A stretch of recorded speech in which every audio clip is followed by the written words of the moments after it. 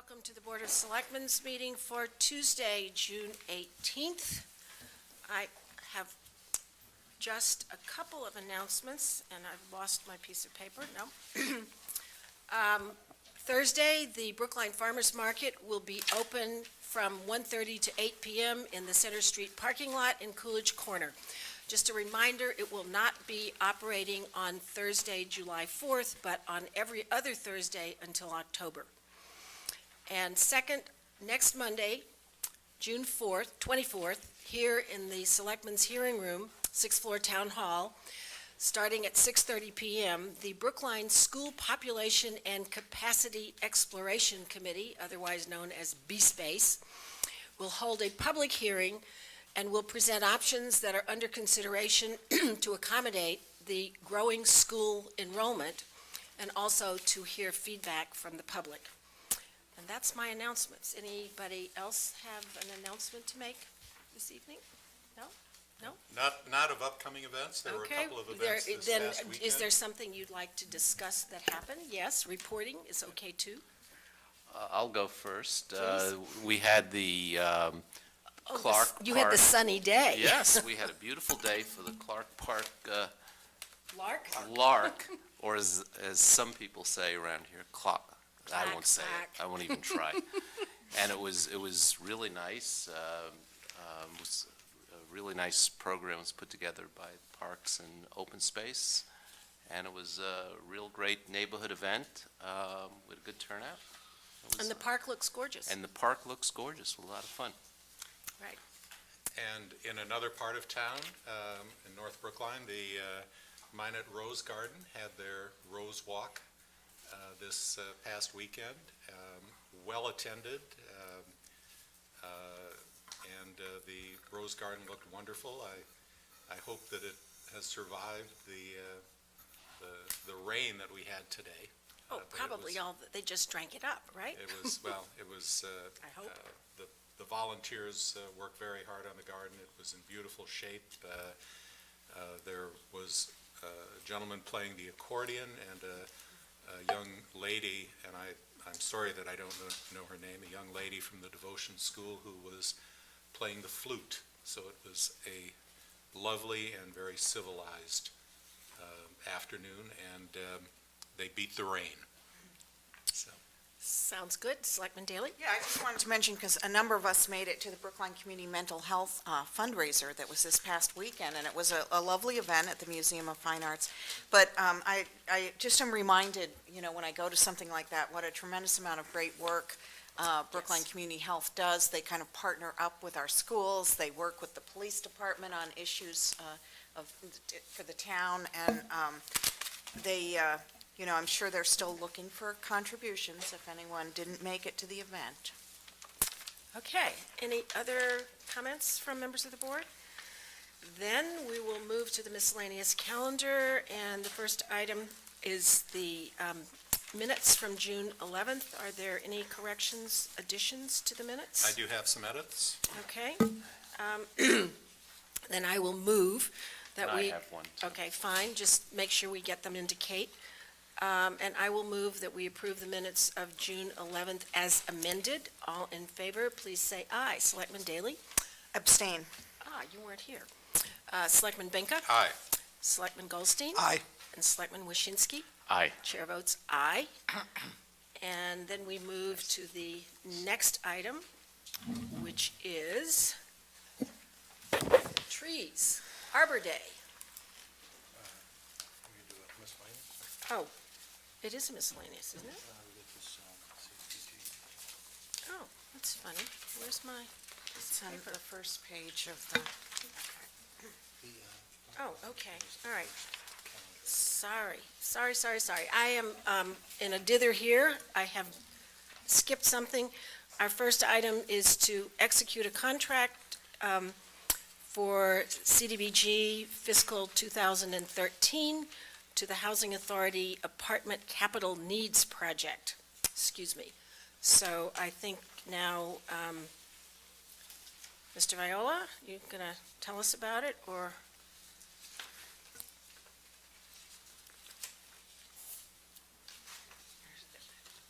Yeah, right.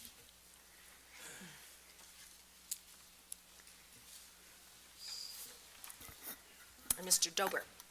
Good evening, Joe Viola, Assistant Director of Community Planning. And exactly right, we're asking for the board to authorize a contract extension for the BHA's Veteran Capital Needs Project. There are a number of moving parts with this project, including some oversight at the state level that's made the project advance a little more slowly than we had thought it would. We've been meeting with the BHA monthly to review its project timing and schedule. We feel pretty comfortable that it's the right thing to do at this point to extend the contract, and I believe it's till August of next year, or 8/2014. Obviously, if there are any questions, Mr. Dober's here. Well, perhaps he could explain to us a little more what's slowing things down?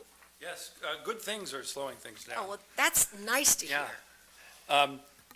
You know, the goal at the Housing Authority or any, building authority is to match up our most urgent capital needs in a variety of buildings with our various sources of funds, whether they be town or state or federal. And in addition, sort of specifically, to try and aggregate funds so we don't do partial projects, so we don't do a fifth of what's needed, so we get it sort of all of what's needed in a certain area. The work at hand is to do some fairly urgently needed masonry repair work at our oldest buildings, our so-called veterans developments. They were built in the 50s, they serve families. There's some crumbling concrete that needs to be repaired in various places to stop water penetration and ensure resident safety. After we were awarded the CDBG funds, the FY 2013 CDBG funds, we realized we had the opportunity to leverage the town's funds, about $240,000, with some of our state funds, that we had an opportunity to bring them together into a single project. In fact, it's about better than a 3-to-1 leveraging. We're going to bring in $800,000 in state funds to match up with the town's 240. That'll give us a little over $1 million. It will allow us to take care of the entire scope of work that's needed as described by our architect in their capital needs assessment.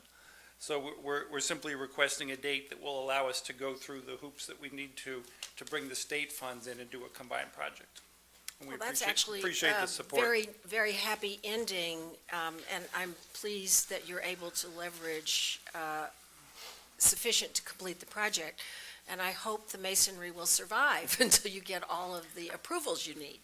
Are there any questions for Mr. Dober? And as a matter of fact, on your point, there were some, particularly urgent needs that we were able to take care of recently. We sort of split it into a small phase 1 and a larger phase 2.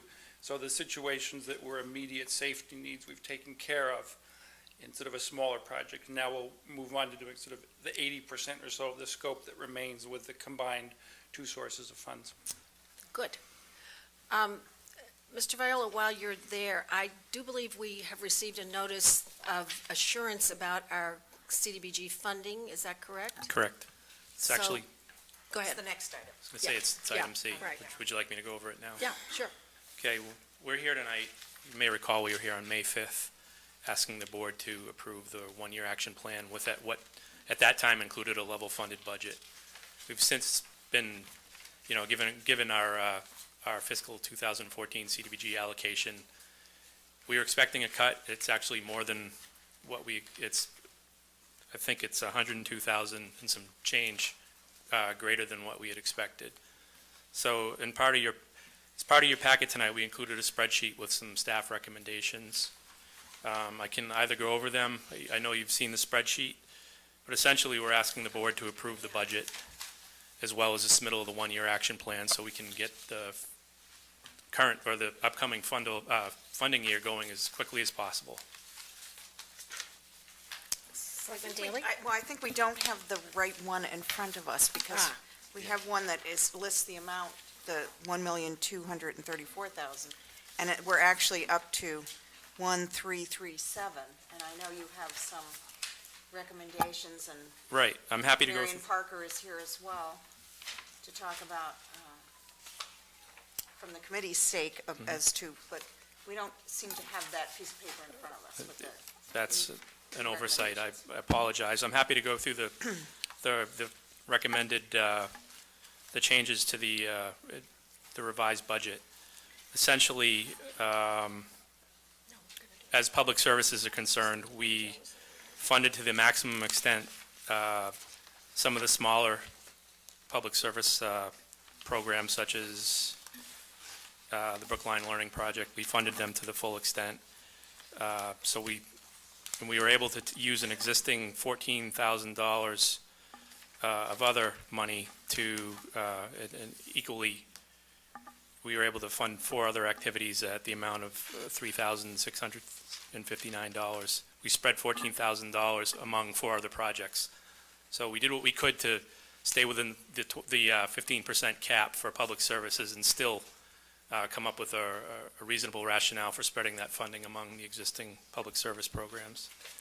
The other major change is to the housing item, item B, and essentially the affordable housing program was given an additional $53,204, while the Brookline Housing Authority's 2014 health and safety projects was given an additional $33,269.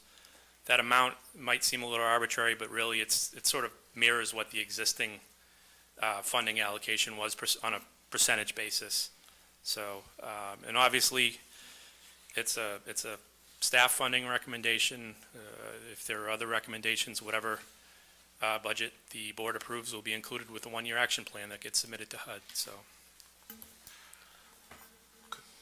Question, yes. Yeah, may I ask, are the $3,659 times 4 programs, are those 4 of the programs that are listed under public services, or are they 4 new programs, which is what I No, understood? they No. have to be, they're listed here because we can't give money to people that didn't apply Okay. within the time frame. So those increases, But I think we need to know which one's the most. Items 1 through 4, activities 1 through 4 actually Okay. split the remaining $14,000. Okay. So Okay. that's adolescent outreach, comprehensive services for Right. families, BETS and jobs. Correct. Right. And then the learning project And the learning went up project, to which is number 10,000. 7. Right. The other 2 were funded to the max. We can only fund them at the level that they asked to be funded. Right. So, And then the remaining money went into 2 of the housing lines. correct. Under item B, housing, affordable housing program, and CDBG 2014 health and safety projects, which is sponsored by the Brookline Housing Authority, or being undertaken by them. So, would you be sure that we get an updated version of this? Sure. It can come in our information packets, what would be good to have. Sure. Are you asking for a vote tonight? I am asking for a Yes. vote. I do have a copy of the revised budget. I apologize for the oversight. I Okay. assumed you got a revised budget. Well, as part I of do your want to packet. say, What, could we give that to Selectman Daley, just so that when we vote it, we've got it in front of us? We'll give it back to you.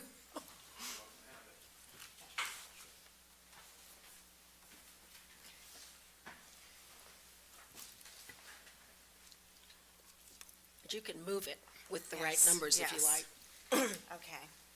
I'm going to, I want to say how delighted I am that we got a little additional money. Certainly, I know I have been telling our representatives, whenever I have an opportunity to see them, how important this money is to us in town. And I know to all the programs, and particularly in public services, it's not that much money, but it's hugely important. And Ruth Ann is here tonight from the Senior Center, and You want another copy? oh, that'd be great, thanks.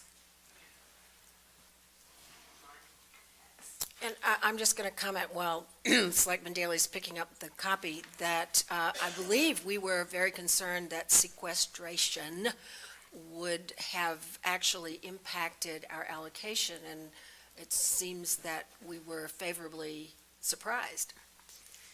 My understanding is this, I can't see the future, but my understanding is this is a one-time Ah. increase. Whatever Who knows happened, what we happens should just next say thank you. Right. Okay.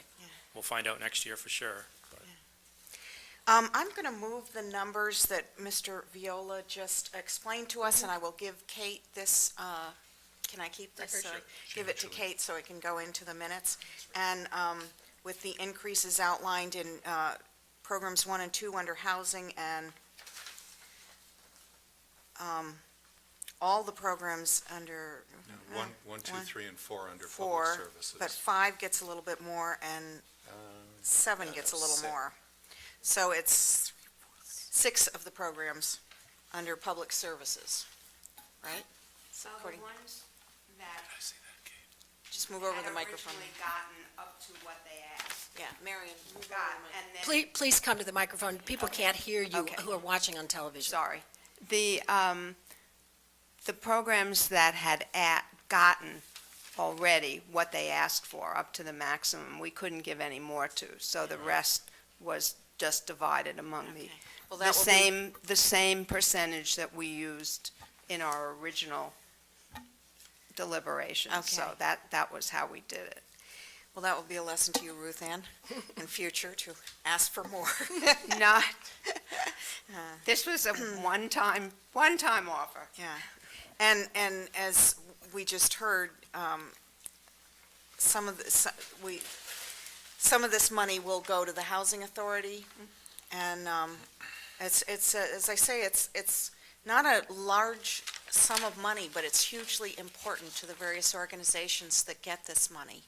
And I'm very delighted it has come in a little bit better than we expected.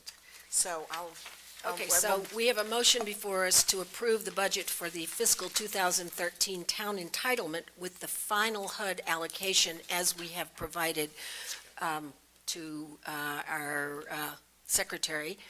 All in favor, please say aye. Selectman Daley? Aye. Selectman Benka? Aye. Selectman Goldstein? Aye. Selectman Waschinsky? Aye. Chair votes aye. And I will Madam- backtrack to the first item, which was the allocation to the Brookline Housing Authority to authorize the chairman to execute a contract extension to the FY 2013 BHA Apartment Capital Needs Contract. All in favor, please say aye. Selectman Daley? Aye. Selectman Benka? Aye. Selectman Goldstein? Aye. Selectman Waschinsky? Aye. Chair votes aye.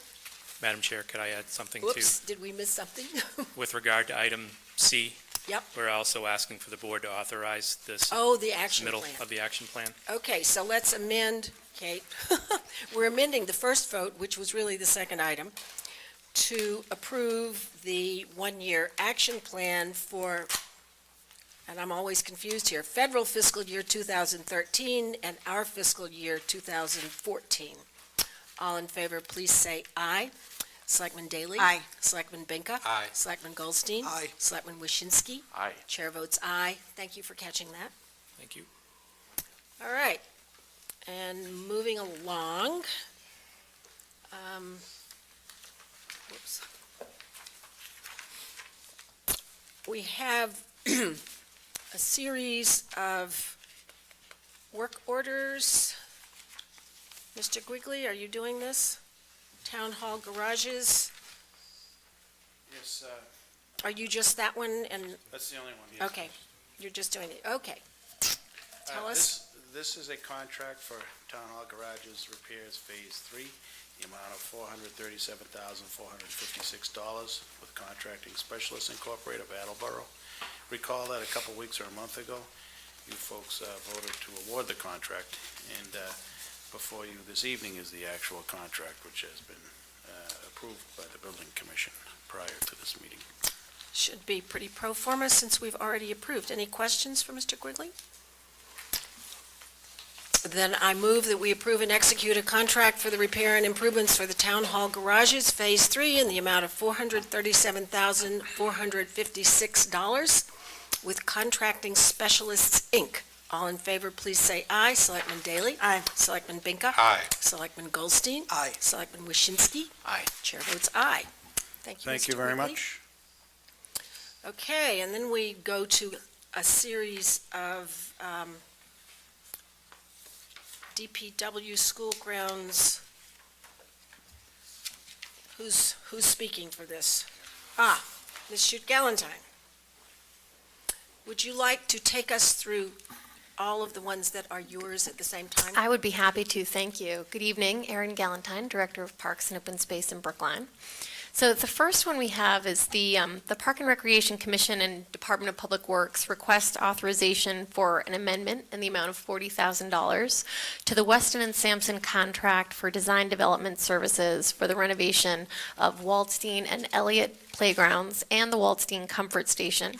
We've requested that they expand their scope to include additional services related to the analysis, design, and engineering associated with the location of the Major League Baseball backstop. I think many of you will remember the conversation that we I had. remember many exchanges over Many that. exchanges, and frankly, Weston and Sampson very capably and ably helped us develop a solution that everyone is satisfied with. Congratulations. Thank you. Additional engineering services to resolve drainage issues, additional design on the comfort station to address the needs of the tennis pro area and classroom, and construction oversight services for both projects. Questions on Waldstein, anybody? Okay, then, Okay, the next is an extra work order in the amount of $10,800 for Muzzioli Associates. This is to extend the school grounds maintenance contract through the month of July while the new contract is out to bid. seems reasonable. Okay, and then the next two, we're looking to award the first year of a 3-year contract for the repair and installation of chain link fencing to Premier Fence. And after that, we're looking to award the first year of a 3-year contract for the upkeep of trees and related work to Northern Tree Service. Okay, any questions on these items? Any idea where the chain link fencing will first be repaired? We have a list throughout town, and I know a couple locations. I'm not going to take up time for it now, but I'd be interested in knowing. call my office, and we're happy to take a look at it. Have we Selectman Baker? used Premier? We have not used Premier, but we checked their references. They were the successful low bidder and Right. qualified. Okay. Okay, any other questions on these items? Then I think we will move items E, F, G, and H. Not quite to H yet. I think it's D. E, F, and G. E, F, and G. Wasn't tree work you just mentioned? Tree work is H. Yeah, I said Oh, and H. All right, sorry, Yeah, this so isn't quite lining up. I'm saying E, F, G, and H, and that goes down to the tree work contract. Everybody on board? Now I'm on board. Okay. Very good. All right, I will move that we approve, and I'm not going to read these out, but I approve them in the language in which they are printed. $40,000 extra work order number 1 for work to be performed with regard to the Waldstein and Warren Play Improvements Project. Extra work order number 3 in connection with school grounds maintenance. Contract number PW 14-02, repair and installation of chain link fencing, and contract number PW 14-03, upkeep of trees and related work. All in favor, please say aye. Selectman Daley? Aye. Selectman Benka? Aye. Selectman Goldstein? Aye. Selectman Waschinsky? Aye. And the chair votes aye, and I just Very want good. to tell you, if you were not sitting here, that everybody thinks Clark Park is gorgeous. Oh, wonderful. And We're the very Opening pleased. was very, very successful, and somehow you magically managed to have a dry day. I mean, I don't know how you did it. We were lucky. It was a great event. We appreciate Selectman Waschinsky being there to address the crowd, and onward. We have many projects on the docket. Well, I'm sure that everyone will be delighted to be able to enjoy it during the summer, if only the rain would stop. Agreed. Thank you. Thank you. Aaron, before you go, any major tree damage from the high winds and lightning yesterday? We had a couple down limbs. We did bring a crew in. We had a couple calls from the police, but we were able to deal with them, remove them from the roadway, and reopen the roads in a quick turnaround time. Thank you. Okay, now we have a street light and fire alarm services. These sound like DPW. Commissioner Papasturgeon. Good evening. This contract is for award of year 1 of a 3-year contract, and I should note that items F, G, and H are also multi-year, three-year contracts, but what you're voting on is the award of year one. Right. Year two and three would be separate. And that applies to I also for the street light and fire alarm services. This is for emergency standby services for repairs. We do maintain street lights and fire alarms in-house with in-house staff, but under emergency conditions, sometimes for rapid response, we do keep this company on standby. And this company was low bidder, of course. Okay, questions for Commissioner? Yeah, Yeah. is this, this $9,700, is this essentially a retainer, or do we get a certain number of hours for this? If this is sort of an emergency standby as needed contract, what are the terms? Yeah, this buys us a certain amount of hours, Okay, yes. and if it's not used, Then we don't spend it. okay. Yeah. So it's not It's not a retainer. a retainer. Good. All right. And Chapter 90, I gather the state is not entirely clear about what it's doing for the next fiscal year in Chapter 90, is that Not- right? Yeah, they're still not sure yet, but I'll let the town engineer talk to that. Mr. Ditto? Good evening. This request is for milling and overlaying Cypress and Clyde Street from Newton to Boylston. That's the inbound side.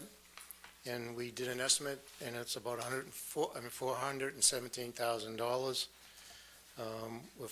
We'll forward this to the state if you approve this tonight, and we'll get right on it. As probably you all know, this street is in pretty tough shape.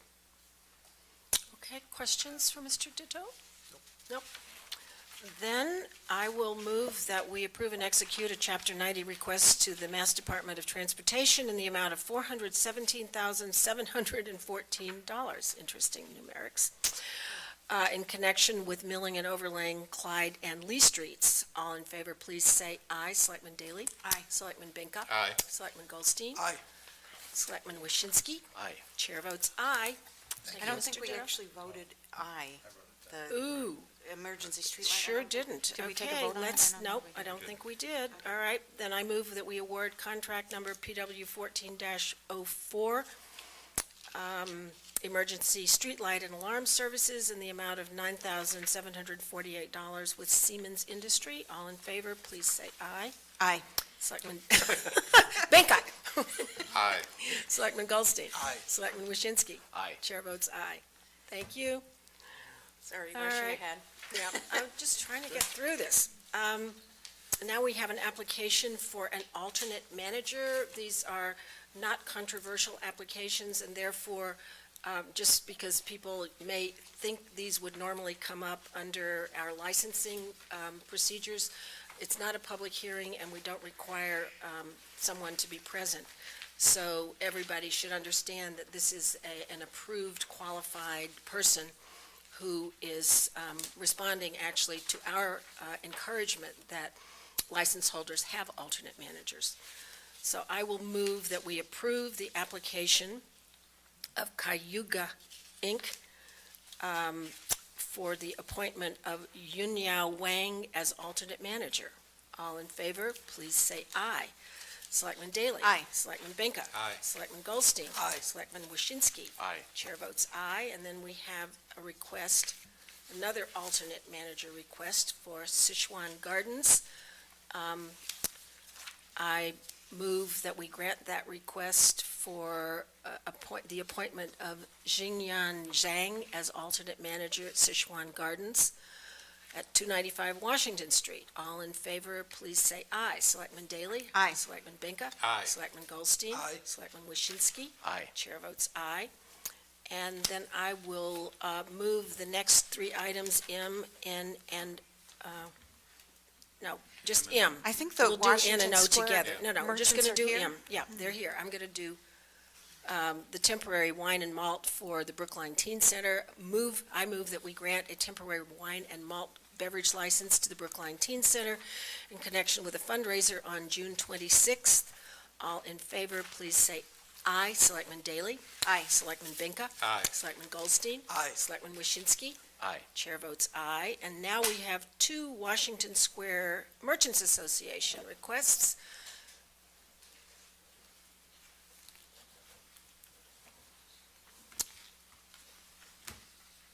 For local events. Ms. Chang, Good evening. hope you're feeling better. Oh, yes. Feeling better. Even if I had to crawl here, I would have come Oh, here. please don't. But 2 days ago, You I make was us in the feel very hospital badly getting if you did that. transfusions, so. Yes, we'd like to organize, oh, do I get to talk? Yes, you can tell us why you, what you would like to do and why you think we should approve you. And you should also tell people who you are. Oh, yes, and Oh. please explain who you are and why you're here. Yes, my name is Shulan Chang. I'm a small business owner in Brookline, a frame shop called Fast Frame, and also the chair of the Washington Square Association, which was founded about 2.5 years ago. And together with me is Natasha Dukash, who is also a Washington Square resident, and a violinist, fiddler, and music teacher. And there are two events that we would like to host over the next 3 months, during the summer months. This Sunday, we would like to hold our second Brookline Dog Day, the Wagathon. Last year, we, despite the rain, at around in September, we had over 250 dogs registered, our dog, 4 canine neighbors that came with their owners, and about 40 businesses, mostly local businesses, that partnered with us to spend 5 hours with the dogs, and we had a great time. So we decided, by popular and canine request, to try to hold this again. So the event will be this Sunday. Once again, a little over 40 local partners, and we'd like the Selectmen, I mean, this is a little bit late because this is this Sunday, but to allow us to hold this again. All right. And then the second event is, in fact, an event that the Square Association thought of after attending a number of meetings over the last year that were hosted by EDAB, by the economic development of the town, the neighborhood associations, where many organizations, local organizations, got together to talk about how to stimulate commercial vibrancy in our commercial areas. And what we heard, or at least I heard, was the fact that there are a number of things that the neighborhood wanted. For Washington Square, for example, that would be, you know, we love our alfresco dining areas. Summertime is great in Washington Square. The restaurants are getting better and better because of the variety. And we also heard that people wanted music.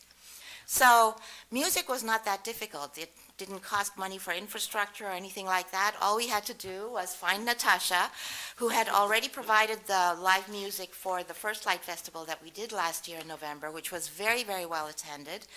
And so instead of doing one, since it takes a lot of work to do one, we thought, let's do 5.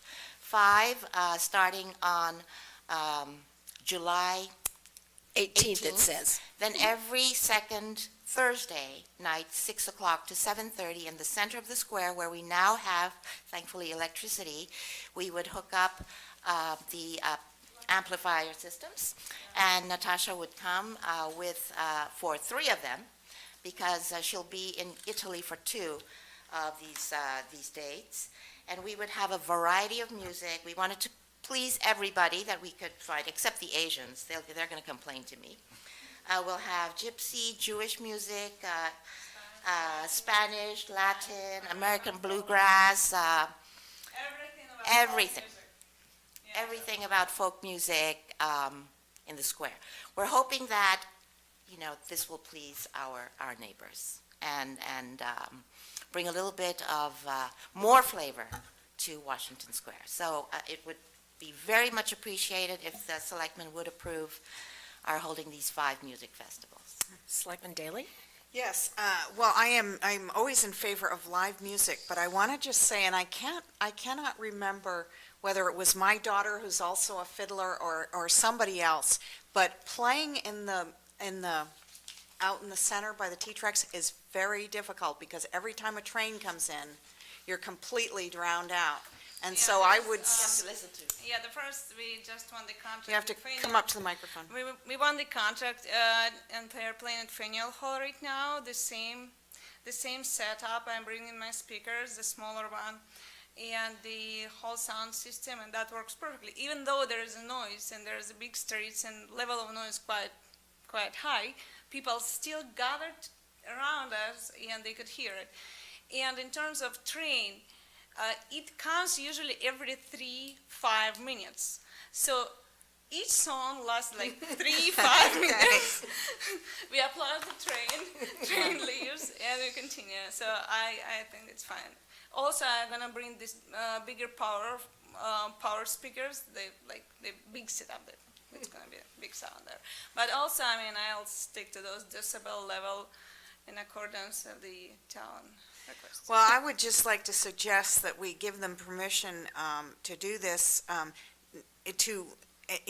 on the sidewalks as well as the center, and in case they feel that they have to move. And I know you still have to check with, I know you got a bunch of various permissions. I don't think we can just authorize that, because then the DPW would have to. Well, I mean, what I would suggest that, subject to them getting permission from whoever they need to, that they might, I hope you're right, but I think you may find it difficult playing out there in the middle, because every time the train's gonna come in, your microphones are gonna pick that up too, unless you. No, because the microphone is built to the fiddle. Oh, okay. So it's very close mic. Yeah. And also the singer, who sings on a special vocal mic, Yeah. it's like, it blocks the whole noise around, but she's like directly sings into the mic, so it's gonna be fine. But there is also options. I mean, we could play there on here, doesn't matter, we can just plug it. Well, I would like to suggest that if they could get the other permissions that they needed for other locations, that it may be nice to give them some options in case it turns out to be difficult to be right next to the T. Yes, thank you. But Natasha also in Europe, where she played in Europe, she also has experience playing with helicopters in the background. Oh, okay. And she actually used the sound of the rotors, the helicopters, and integrated into the way she interpreted that music. So it could be quite interesting Okay. to see. No, that was, the helicopter performed the drum part. The beat, how you call it, rotor? Yeah, It's like, it goes like a drum machine, yeah.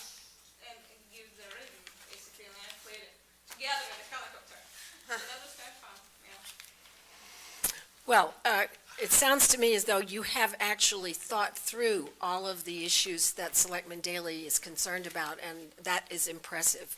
But I certainly would encourage you, if it would be helpful, to consider whether there is a sidewalk location where you could, and I don't know how, what I'm thinking of is you need a certain amount of square feet to do this. Yes. And I don't know how easy that would be. We have each time about 3 musicians. Yeah. It's not a very big group. Okay. But the concern was that, the square is the square, and Right. the alfresco restaurants are in different areas. We want it to be as In the fair as middle. possible to all the restaurants. If we put it in front of the fireplace, it might not Right. be fair to the Right. ones on the other Right. side. If you put it in front of my frame shop, maybe the restaurants won't. Sure. Sure. It would be a bit far from the Right. restaurant, so we thought the center would be the best. We'll try it out, but it would definitely be a good idea. If it doesn't work You need the a first fallback, time, if you need a yes, fallback. that would be great. Right. Okay, Yes. good. Any other questions? Yes, Selectman Benka. Yeah, I'm just wondering about the safety issues, given, and I know that you've spoken to the police, and they've talked about barricades and so forth. The first light crowds tend to be perhaps spread over more time than this. I mean, I would assume that people will gather at one time, and I'm wondering about the room on the median strip, the space on the median strip for the crowd that you might expect to gather. At the first light, the crowd last year gathered all at the same time, Okay, because we had publicized it through Facebook and through email, and our event, I believe Andy was at 6 o'clock, right after the event in town. And everybody gathered at that time, and probably there were close to 400. At least in my store, there was about 100, 150. So, and then they dispersed. Now, it's colder, so people don't come out as much, of course. Now, last summer, when we thought about this, I was walking down in the summertime between Winthrop Road and Washington Square, because it was a sunny day, it was a Friday, and I thought, oh, I wonder how many people are actually here, because all the terraces were packed. And I counted in one evening, it's a space basically less than 30 minutes, I counted 272 people on one side. So in fact, it's a very big square, you know. There are not that many seats probably, but even with 272, it wasn't a crowded square on one side. I think that would be a great. Will there be median parking places closed off? No, we would want to keep the median parking for the cars. Okay. I'm just trying to think where 270 people would gather in Washington Square.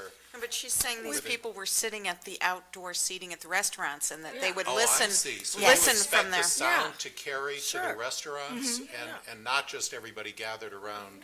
Yes. Okay. That's Okay. what these speakers are all about. Okay. So there will be speakers set up throughout? No, just one in the center, close to Okay. the musicians. All right. Well, Same speakers as the first light, okay. yes. So maybe the suggestion would be go on July 18th and see what it's like. That's right, and let's not fiddle with their Right, application. right. All right. And of course, it's a free event to the public. It's paid for by the association, but it's free to the public. I am surprised that you are not wearing your crown and your magic wand for the weather. Which was, I really oh yes, I should have brought it. Okay, I think we're ready to move on this, and I'm going to move that we approve the request of the Washington Square Merchants Association to host a neighborhood summer music series in the median space nearest the cupola in Washington Square on Thursdays, July 18th, August 1st, August 15th, August 29th, and September 12th, between 6 and 7:30 p.m. So I'd like to amend that to say, or such other location in the Washington Square area on those dates where they could get all the necessary approvals. I don't think you can do that because they have to get them and then we have to come back and vote it again. I don't think we can prejudge. we would have time before July 18th. Yeah, I mean, Okay. if they need it, we can do it, but I don't think we can give approval yet All over right. something they have. I'm sorry, I wish I could say yes, but I think we'd have to do this again. Okay, all in favor, please say aye. Selectman Daley? Aye. Selectman Benka? Aye. Selectman Goldstein? Aye. Selectman Waschinsky? Aye.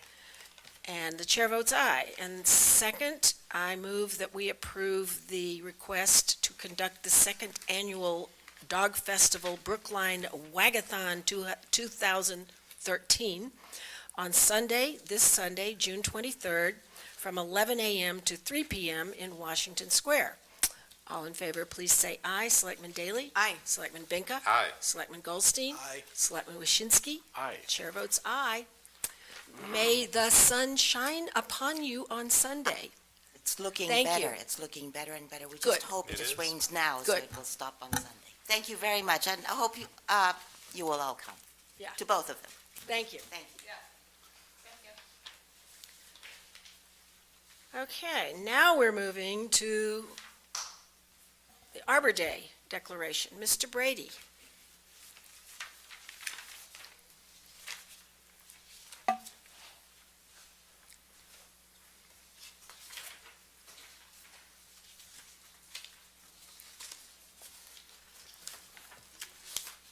Good evening, Madam Chair, members of the board. For the record, Tom Brady, tree warden, town arborist this evening. I am here for the Arbor Day proclamation. This traditionally comes a little bit earlier in the spring, of course, but we can in fact have Arbor Day whenever we deem it to be appropriate. Really? And given the events that were happening a little bit earlier this month, it seemed better to wait a bit and let the community as a whole recover, which we have done. And we've been through a terrific soggy spring season, which is perfect for our trees and perfect for our green spaces. Glad somebody likes it. And liquid sunshine, we call it, for the trees. It's perfect. So on June 25th, we're going to gather at the reservoir, and we're going to gather with the New Lincoln School community, with one of the teachers over there, Sue Zobel. And we're going to start the recovery process from Hurricane Irene over there by planting a weeping willow down in the vicinity of Dudley Street, down that end of the reservoir, to get the process started again. This is a yearly requirement of our Trees City USA status, and of note, I feel this year is we just received our 25th consecutive year for Trees City USA status, which was a great accomplishment. So I'm proud to be associated with the program and work for the community and try and maintain that tradition, and I think we do a good job of it, and the community's always provided terrific support, and we're looking forward to another great event for Arbor Day on June 25th at 1 p.m. at the reservoir. Which is a week from today, I It do is indeed. believe. Okay. Questions for Mr. Brady? No? No question. Then we certainly, I'm sure, some of us will try to be there. Can't promise, but I think that we are very pleased. I am delighted to hear that you can declare Arbor Day whenever you like. We can I do thought it. it was fixed We in the can do it. universe somehow. It's a tradition, but not Yeah. fixed. Good. Then I think we can move ahead and adopt the proclamation proclaiming June 25th, 2013, Arbor Day in the town of Brookline, and remind everyone that there will be a planting at 1 p.m. at the Brookline Reservoir of a weeping willow tree. All in favor, please say aye. Selectman Daley? Aye. Selectman Binka? Aye. Selectman Goldstein? Aye. Selectman Waschinsky? Aye. Chair votes aye. Thank you. Thank you for your time. And next item is a hire for the council, whoops, sorry, I've skipped one. Mr. Kleckner. Yes, Madam Chairman, I'm somewhat sad to announce the notice of our town council, Jennifer DePasso Gilbert, her resignation from her service for the town, effective in about a month on July 19th. And so this was obviously somewhat unexpected and somewhat disappointing, although we are happy for Jennifer, who is moving on to a private practice this summer and change of career, so we wish Jennifer well. But given the nature of this position and the relatively short time frame that's associated with the transition to in July, I wanted the board to act to appoint an acting town council as soon as possible. And so both Jennifer and I talked about it, and we feel very strongly that we would like to recommend that Associate Town Council Jocelyn Ham Murphy be appointed acting town council upon Jennifer's departure, and specifically on July 22, 2013. And I've attached Jocelyn's resume for your attention, but I think most of you know her. She's been here since 1993, I believe, and has a very interesting legal career, including service as a police officer for this town, and also as a chief of police for the city of Chelsea during the state receiver program back in the 90s, I believe. And she has also been an assistant district attorney and an assistant attorney general, and as I said, has been working as an associate town council for this town since 1993.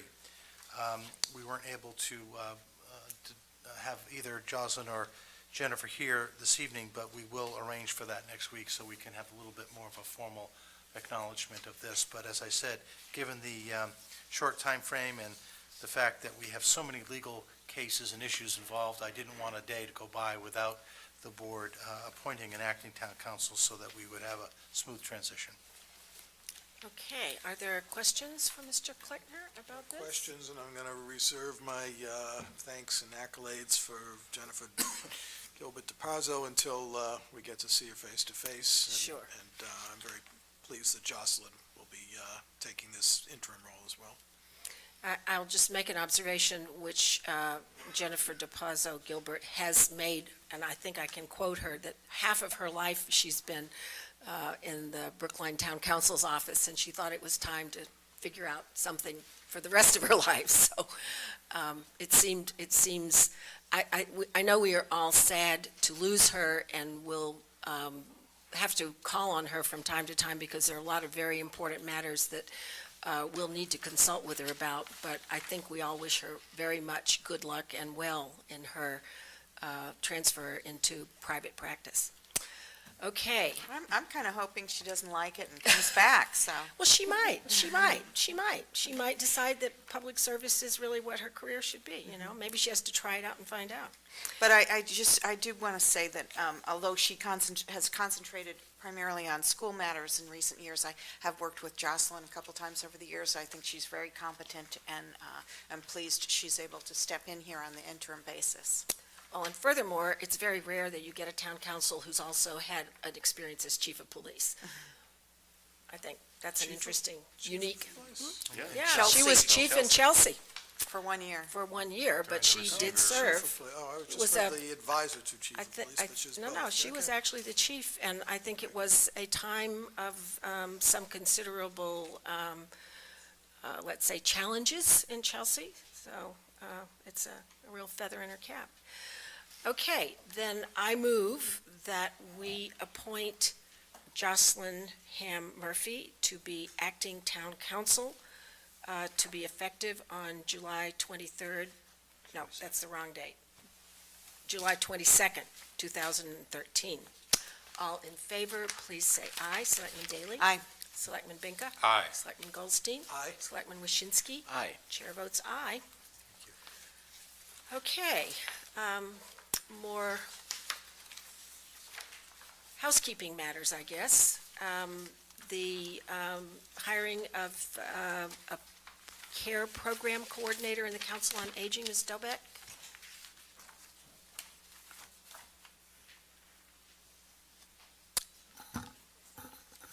Good evening, Ruth Ann Dobek, Director of the Brookline Council on Aging. I think I have two items in front of you. I think so, yeah. Okay. The first is Elaine Janowitz, who is retiring from a clinical social work position after 22 years of service with the town. This had been a part-time 20-hour position, and in this budget season, this has been increased to a 30-hour position. So Elaine's last day is in June, and we're seeking to hire a new social worker at 30 hours. This is a critical position at the Council on Aging, someone who provides home visits, benefit counseling, and case management to our elders in the community and their family. On a positive note, Elaine Janowitz is continuing in the strong Council on Aging tradition of we don't let people totally leave us, but come back as volunteers. And Elaine will continue running our afternoon Alzheimer's support group. So we're, again, not losing her wonderful skills with the Alzheimer community, but she'll be continuing to provide that to families. And the second position is the Assistant Home Care Coordinator, Karen Loff-Wanamaker, who's been with the town for 4 years, but is returning to her home state of North Carolina. And this is a important position, a full-time position providing home care to about 350 elder residents with her other colleague. And Karen has also done a tremendous amount of work with Brookline CAN, starting their referral program. So the next social worker will continue that.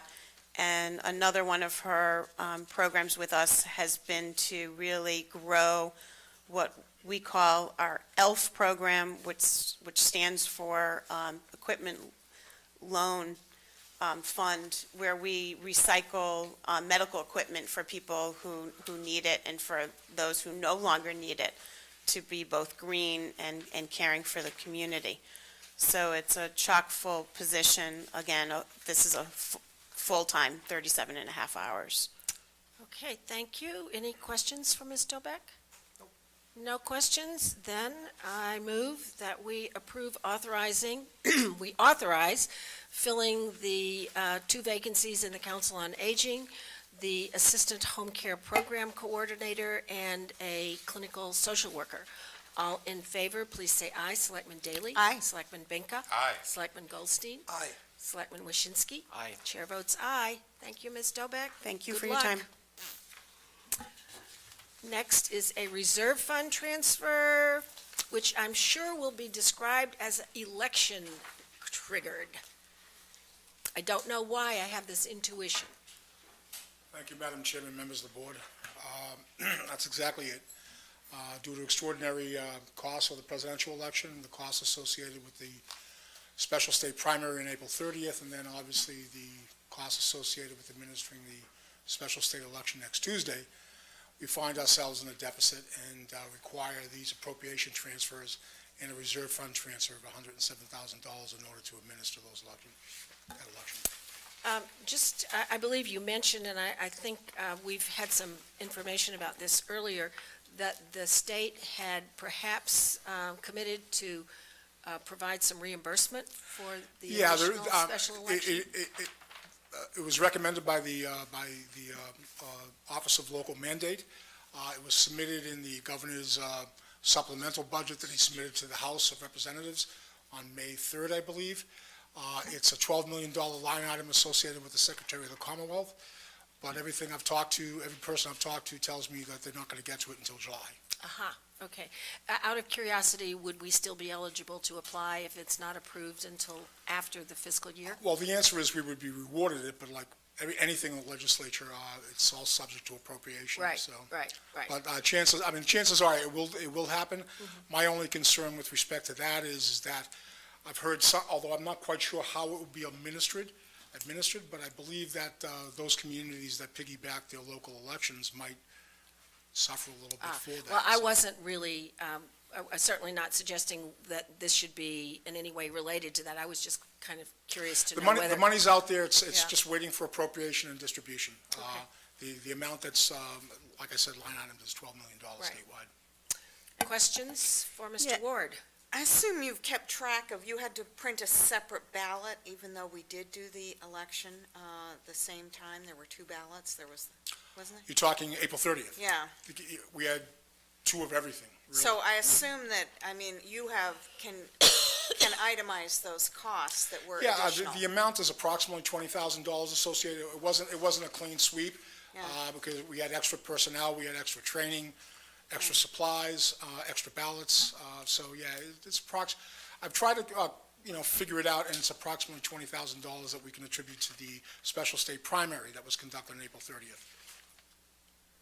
But the police, the DPW, all the election personnel, for the most part, except for the additional ones that we hired to handle the 2 books, they're generally related to the town election. Other questions for Town Clerk? Yes, Selectman Goldstein? One question for town clerk and one otherwise. The election next week, you've predicted the cost for that, and that's included in this? Or? Yeah, we've estimated now, we're close to bare bones, but we're not quite. So we've been really concerned about that, and we've been paying attention to it. But yes, that's factored in here. Okay, and then my other question is either for Mr. Kleckner or maybe Melissa or Sean. We got 2 more weeks left in the fiscal year. I thank you for including the charts of where we are in our reserve fund transfer. It's not desperate, but we're getting down to the second half, and I think that's it. That's the question. I Is think this it? that's what we're hoping. We believe so. Okay, glad to hear it. And in fairness, there is a balance. We have sufficient funds to do this transfer. It's not the worst year ever, not the best No, year ever. you're right. Okay, any other questions before we take a vote? All right, then I will move that we approve and transmit to the advisory committee the request of the town clerk for reserve fund transfer in the amount of $107,000 for costs associated with 2013 elections. And I move that we approve the following transfers within the town clerk's appropriation, which I will not outline, but to our recorder, we will use the language that's in the printed in the calendar. $22,009.04, $304.36, $701.20, and $214.83. All in favor, please say aye. Selectman Daley? Aye. Selectman Benka? Aye. Selectman Goldstein? Aye. Selectman Waschinsky? Aye. Chair votes aye. Thank you, Madam Now, Chairman. now members may of the you board. fare well with the advisory committee, who may be less generous than we are. Well, I appreciate the generosity here. Thank you. Okay, next item is the update on police policies and procedures. Chief O'Leary. Good evening. I will admit doing my best to go through them, and I did not make it through everything. I hope you're going to tell us what is really important and significant. That's what I was planning on doing, yes. What I'm asking you to take a look at tonight is a culmination of a lot of years of work in the department to achieve accreditation status from the Massachusetts Accreditation Commission. As you know, back in 2010, September 2010, we did attain a certification status from the state commission on that. What that did is required us to meet 151 standards that they set out that were critical to a law enforcement agency. We did that and more. Once we started on that, we moved towards the accreditation status, and we worked to meet as many standards as they require over the ensuing couple of years. And I'm pleased to be here tonight with the final amount of standards that we have to meet, which was 254 mandatory standards, which we did meet. They're reflected in our policies and procedures. And with these updates that you've reviewed, I sent you the CD, and we have them here tonight to talk about. And then I can't remember the exact number of the optional standards, but it's the majority of the 123 that we were allowed to meet or not meet, depending on the amount of work we did as a police department. So there's been a lot of work done to update all of our policies, to fill in the gaps, and really to kind of take stock of what it is all our officers do. What reflects in the updates that you have in front of you, or you had on the disc over the last several weeks, is things that we already do. There's really nothing shocking, there's really nothing new. Most of the stuff that is in there is just required odd documentation and maybe some special orders that we combined into the policy manual. And I do have some of the highlights, and if you want, I can take a couple of minutes just to go through some of the highlights. Yes, please. Okay. We had an opportunity to take a look at our rules and regulations, and the only thing that we had to do to get up to date is, over the past year, a statewide police ID card has been required of all police officers throughout the Commonwealth. We are fully invested in that program. That was done at no cost to the department. It was done through funding received from UASI communities, and that's what we use as a standard ID card. Now you can go anywhere in the state, and all police officers have to show that, which clears a lot of things up. Our job descriptions are really very minor changes that we did to our job descriptions on the most part. Most of them really reflected the work that we do on background investigations that require the fingerprint-based Corey checks that the town meeting passed a couple of town meetings ago. We did verify or standardize a couple of things for the Office of Professional Responsibility. We specifically talked about bias-based profiling.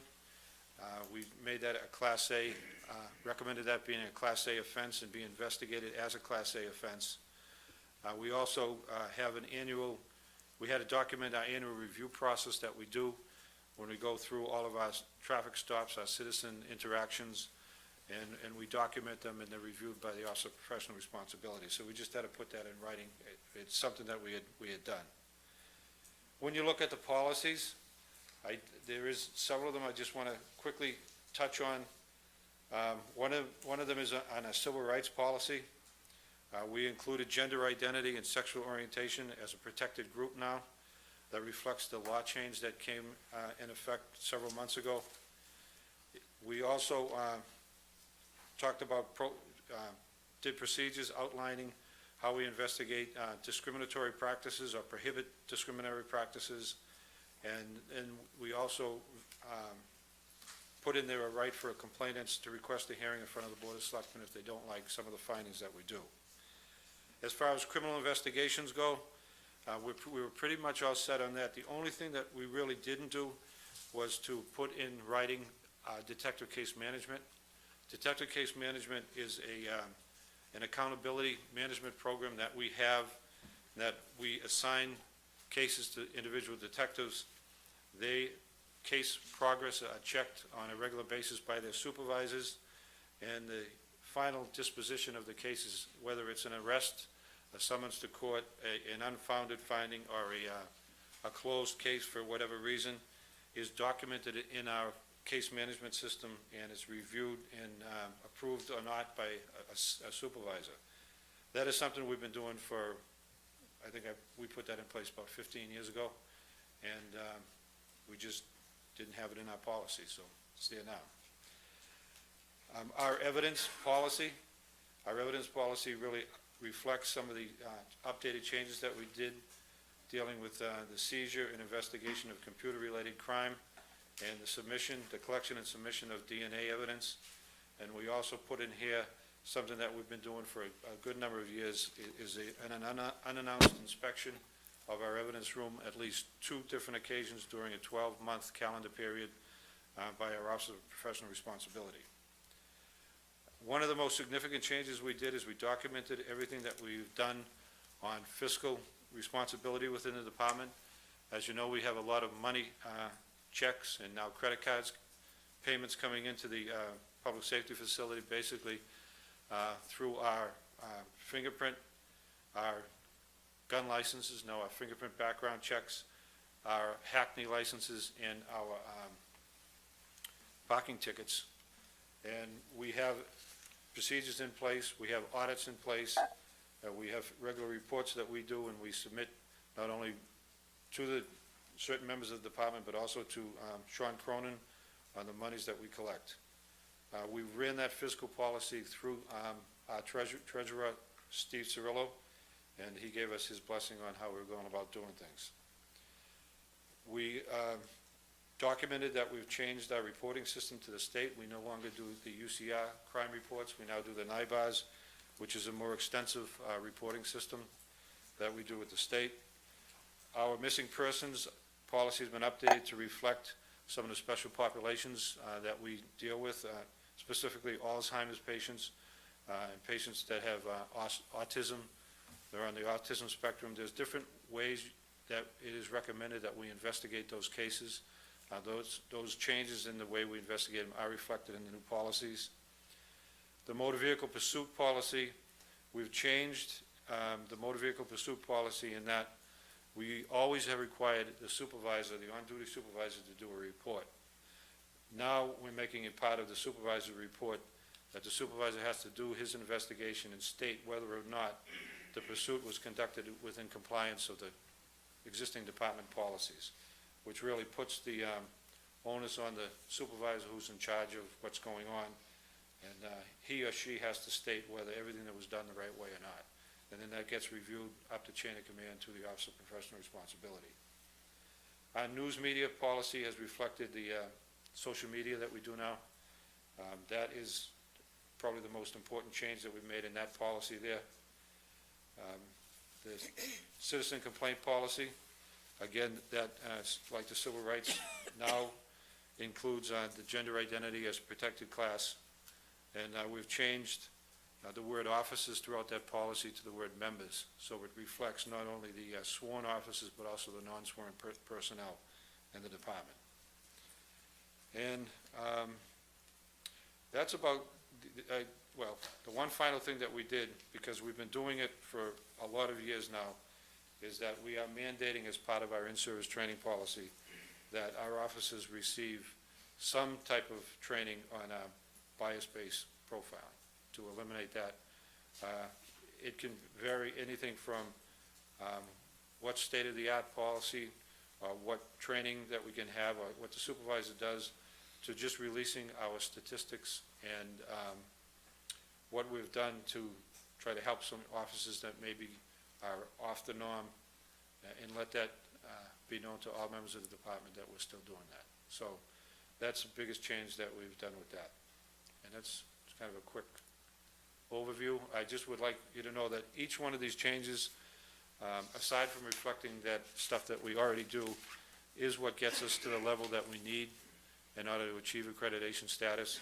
And if the board seeks to go ahead and approve the changes that we've made, we hope to have the accreditation team into the department to do the necessary inspections of our work within the next couple of months, at least prior to September 1st. That's our goal. Okay, we have questions for the chief? Yes, Selectman Goldstein. Thank you, Chief. I have four questions of varying importance, so in no particular order. Crime Scene Unit Supervisor. I noticed that one of the new duties of the Crime Scene Unit Supervisor was to be responsible for hawker peddler licenses. I thought that was a little bit of a disconnect, unless I was reading it wrong. I can answer that. It's a different term that we use for our, there's several job functions that person has, including the firearms licensing officer. That's what his initial title was, and we switched it over because in the detective division, there are two officers that are responsible for the fingerprinting and the collection of the evidence, and those officers report directly to this sergeant. So it just naturally fell that when he does his firearm inspections, his firearm licensing, and the type of background checks that require, that we switched over and let him do the hawkers and peddlers as well. So Because it's more of a background, it's more of a criminal check, it's more of a fingerprint-based. So it coincided well with the firearms licensing then? Yes, just the way everything gets I did done. notice that was one of the duties too, and that made more sense to me, a crime scene unit supervisor, but I accept that explanation. In your civil rights provision, you have beefed that up substantially, as you referred to a moment ago, and the language says that it's, not proper to make stops based solely on, and the various protected classes are listed. So that phrase "based solely" gave me pause for a moment, and I know this is perhaps a fine line and a delicate subject, and I can anticipate an answer, but wouldn't it be, for argument's sake, wouldn't it be appropriate to say that it's not based on race or protected profile at all, rather than, do you follow my question? I think I know that's our thought process, that you can't make a stop based on race alone. So why does it say based solely on race as opposed to based on race? I'd have to look This in, is check that. paragraph 7A of the civil rights section. Right. It may be that is the wording that we required to use. It may be that's the legal wording, based solely on race. So, it seems to me that maybe the word solely doesn't belong there. I don't know. I mean, I can also imagine, I was kind of anticipating what the answer might be, and it seemed to me that if you had a description of a suspect that you were looking for and racial characteristics were part of it, so then you would have you would be looking for somebody with various characteristics, and race might be one of those characteristics, and that's maybe why the word solely does belong in there, but I could think of ways of wording it to include that and not open it up too wide at the same time. I would have to double check, but I think that is the ruling from the case law, is that you cannot make a stop based solely on race. Okay. I think that is what the legal terms that we've been given. And I know that we train that way. I mean, if we get a description of somebody saying, okay, there's an Asian male acting suspicious, well, what's he wearing? How old is he? How tall is he? If they can't provide that, we tell our officers to go up there, and if there's somebody there that's an Asian male, don't stop him, just see what he's doing. Just Right. But on the other hand, you see a car full of Asians driving through town, and you have a policy that you have an officer who maybe, I hate to even say it as hypothetical, but bears some prejudice against Asians and decides he's going to pull them over just because they're Asians, or maybe. So that would be solely on, but I could imagine a hybrid scenario where he sees a car and it's full of Asians, and they're also in a souped-up vehicle, and so and they're now the solely is not the only thing now, but he might not have pulled them over if they weren't Asians, but Asians put it over the edge, You understand what I'm saying? I understand what you're saying. You're allowing those protected class attributes to be part of a basis for the decision to make a stop. And I think there may be a way of wording this differently. I don't know. It's hard to explain this. It is, but but you can't rule out one of these protected classes if that's the description that we're given. I think that we, as a department, all the training that we do, all the talking about it that we do, how we check people's work, how we have a system in there that we have a regular standard on the race and the sex of people that are stopped on an average basis around the department, and when we see somebody going above that spike, that person will get called in and spoken to. And we will have with us, or the supervisor will have with them, the citations that they have written to those, to people of the group that we think are getting singled out. So we have a whole. I know that you do, as you know that I know you do. Right. We have a whole thing that we do to prevent that. Right. I think the word solely, I think if I did go, that's what the court cases have said. That's what the court cases are. Okay, thanks. I might take a further look at that Okay. Before we go, but next question. In your section G about discriminatory practices, you say you have a zero tolerance policy. So can you define what a zero tolerance policy is for instances where people have been acted in discriminatory manners? I mean, does it mean that they're terminated? Does it mean? It doesn't mean they're terminated. It means that they're dealt with one way or the other. It's something that we're not going to tolerate, and something that we're not going to walk away from. That if we find out that somebody is doing something in violation of the policy or not treating people with respect or fairly, we are going to call that person on the carpet and figure out what it is that's happening. So there will be some consequence, but we're not promising what the consequence is in any given situation. Right, I think it depends on the overall picture. Last thing, this is a little bit more mundane. In the section about missing persons, Alzheimer's disease, I know from working with an Alzheimer's group in town that not every person with dementia has Alzheimer's, and I would consider changing that clause to include people with dementia. It's actually very specific the way you've got it worded, people with Alzheimer's disease, and there are other people who have similar behavioral, repercussions of their illness, but it's not technically Alzheimer's disease. I thought dementia might be a good word to throw in there. We could do that. Okay. Other questions for the chief? No? Well, I have a couple of sort of general ones.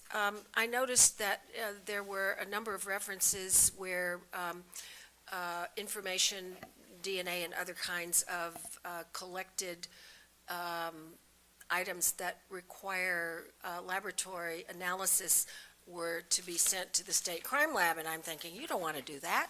They don't take good care of it. I guess I'm asking you, are we mandated to use the state crime lab? The state crime lab that had all those problems is closed. Yes. We don't take anything more over there. The only things that we took over there was our drug evidence, Right. and that's been closed. Now our drug evidence and these type of evidence, the DNA and blood evidence and things like that, would go out to the state lab at the one in Sudbury. Okay. So it's a different lab altogether. Which, And it is an accredited lab. okay, all right. Well, that's good to know. And actually, I looked at, and I think maybe part of what Selectman Goldstein mentioned, I was reading the component, the section on folks with mental illness, and I was actually quite pleased to see that we actually include in our training the fact that an individual with mental illness requires some special intervention and treatment from the police officers, and that you would only want the mentally ill to be, or if it is possible, there ought to be a person who's had that training, and not someone without it. We've been fortunate that there's been 3 officers in the department that have expressed a great interest in learning more about persons with mental illness. They've actually volunteered and they took part in a best practices study where they, with members of other departments, probably, I think there was 9 other departments altogether, sent people to this, probably 6, over the course of a couple of months, but 6 sessions to come up with best policies on how to handle the mentally ill, which didn't just mean mentally ill, that somebody that's institutionalized. It's really Right. people that are homeless, Right. people that, that are struggling or on the street, the people that we deal with on a normal basis. Right. They have come back and they've trained our officers on some of these best practices, trained our officers on how to handle things. They've actually helped us rewrite our policies on it, and they've stayed with it now for about 2 years. And matter of fact, they're going to Fitchburg at the end of this month for a day-long thing to get updated on a few of those areas. Oh, So it's, good. It's a sergeant, it's 2 sergeants actually, and one of our patrol officers. Well, I'm very pleased to hear not only of their interest, but also that that they're pursuing it, they're able to pursue it and continue to keep up with best practices. They actually found that Home Safe program that we have, the safety net. Yeah. With the LoJack to locate Right. the Alzheimer's patients and people that wander.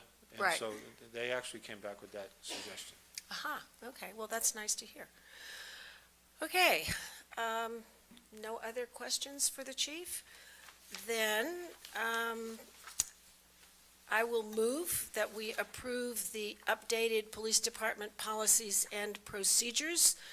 And, all in favor, please say aye. Selectman Daley? Aye. Selectman Benka? Aye. Selectman Goldstein? Aye. Selectman Waschinsky? Aye. Chair votes aye, and therefore, I assume that you will be able to go forward with the accrediting process, and you will notify us as to the results. Yes, and they will be notified tomorrow that everything passed. Aha, okay, great.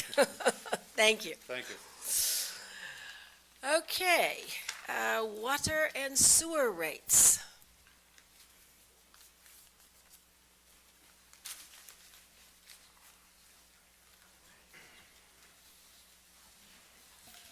Okay.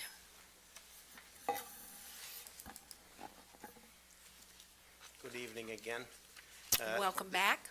Oh, thank you, it's good to be here.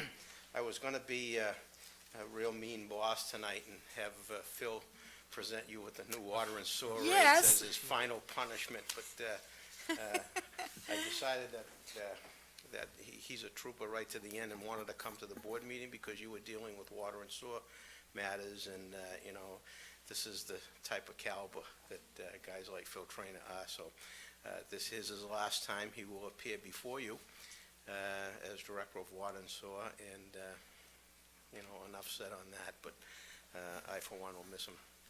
We will all miss him.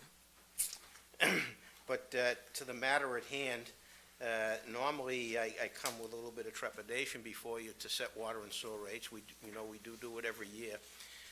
I think we're one of the few communities that does set water and sewer rates as a matter of routine, no matter how big or how small they may be. This year, in particularly, I come before you and I'm recommending the smallest rate increase in many years, about 1.9% for a combined water and sewer rate increase. As you know, we have a new rate-setting structure that was put in place and approved by you back in fiscal 2012 after a long couple of years of agonizing struggle. And I'm happy to report to you that the new water and sewer rate structure is doing exactly what we had hoped that it would do. It has stabilized our revenues in light of falling sales. However, we've now been able to recoup an even greater benefit because sales have stabilized and have now leveled off and actually have risen slightly in FY13, which helps our bottom line as well. So for those reasons, even though there were some increases to the budget due to MWRA wholesale rate assessment increases and some increases to general fund reimbursements, we were able to hold the rate increases to a 1.9%. It's just, I need to note to you, however, the way the 1.9% is calculated. In years past, when we had a flat rate, it was very simple to calculate what the rate increase is. When you go to a new rate structure such as we have, which uses a base rate and an increasing two-block step rate, it becomes a little bit more difficult to calculate what the actual rate increase is. However, every year I report to you what the impact is on what we call an average user. There is really no average user, but the state uses a standard of a certain amount of consumption per quarter, and that happens to be 3,000 cubic feet per quarter or 120 cubic feet per year as the standard amount of consumption for what they call an average family of four. It's not really an average, it's not really, but it is a standard that everybody uses to compare. So we calculate what the water and sewer rates will be for that 120 100 cubic foot volume, and then base what the rate increase is on that figure. So the 1.9% is what that amount of retail sales will generate. Last year, FY13, the rate increase was 5.4%. So this year, we're happy to report that it's quite a bit lower than that at 1.9%. As I tell you every year, that impact on an average family of four amounts to about $28.60 a year. Because we have what we call low-end users or low volume users, I took the liberty to calculate what the percentage increase would be on or the impact would be on a low volume user, and that is anyone who uses less than 700 cubic feet per quarter. 7, if you remember, is the cutoff point between Block 1 and Block 2. The impact on those users are about $5.60 a year, or about 1.6% compared to last year. So I think that the whole story about water and sewer rates is very positive this year. The rate structure is doing what we thought it would do. It's stabilized revenues. Consumption decreases have now stabilized, and I'm hopeful that as we move forward in the next several years, that the water and sewer impacts will be much better. I've included with the letter, a recommended vote. Because it gets a little bit complicated, I feel it's easier to present you with a proposed vote on all the different components of the vote. So we're asking that you increase the water and sewer rates effective July 1st. The water rate will go from $1.70 per 100 cubic feet, will go to $1.70 per 100 cubic feet for all use up to 7, and $5.10 per 100 cubic feet for all use greater than 7. And similarly with the sewer rate, $3.70 per 100 cubic feet for all use up to 7, and $7.65 for all use after that. And then the base charges we have not changed. We list them as part of the rate so that it can be adopted. But the base rates for both water and sewer based on meter size are not changing. The only thing that changed were the steps, the Block 1 and the Block 2 steps, and the irrigation charges. So all of those items are laid out on that sheet. Includes the base charge for irrigation meters, which is not changing. The irrigation rate is now set at $5.15, which is an increase over FY13. The annual fire service charge is not changing. Those rates are the same going forward. And then, of course, the elderly exemption program will also continue for FY14.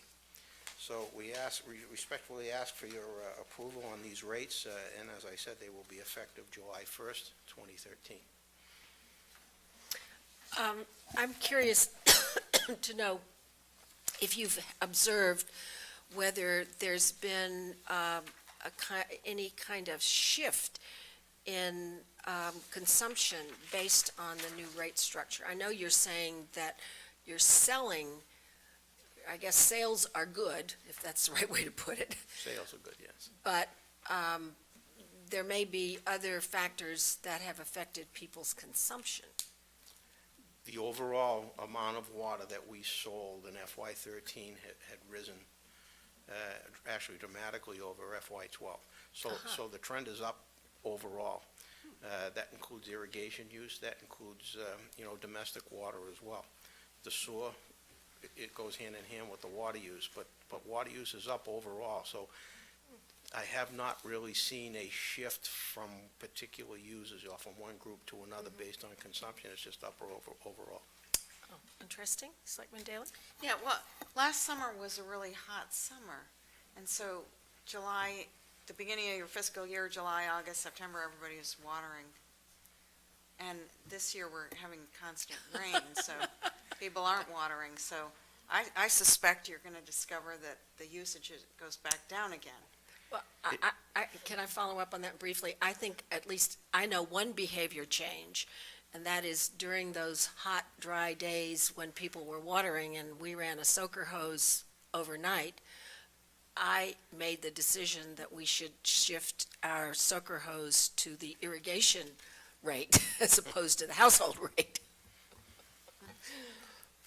Just to follow up on Selectman Daley's question, the overall percentage of water use that's irrigation is actually relatively small compared to the total use.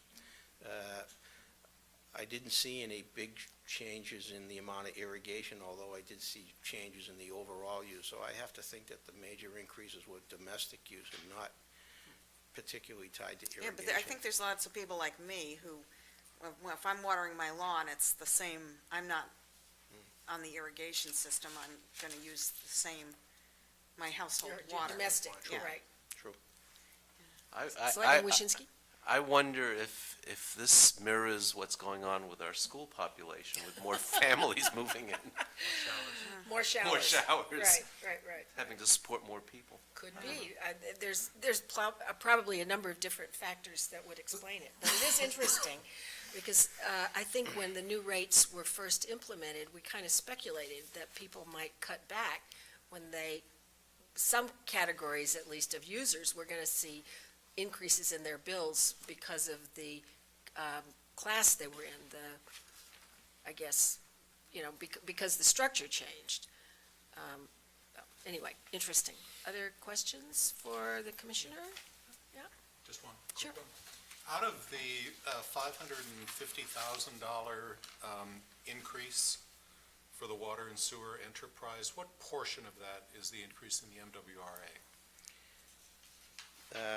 $379,506 Okay, so two-thirds of it, and basically of the that's- increase, yes. Yeah, and that's basically just related to consumption, so, Yes. I mean, that logically is why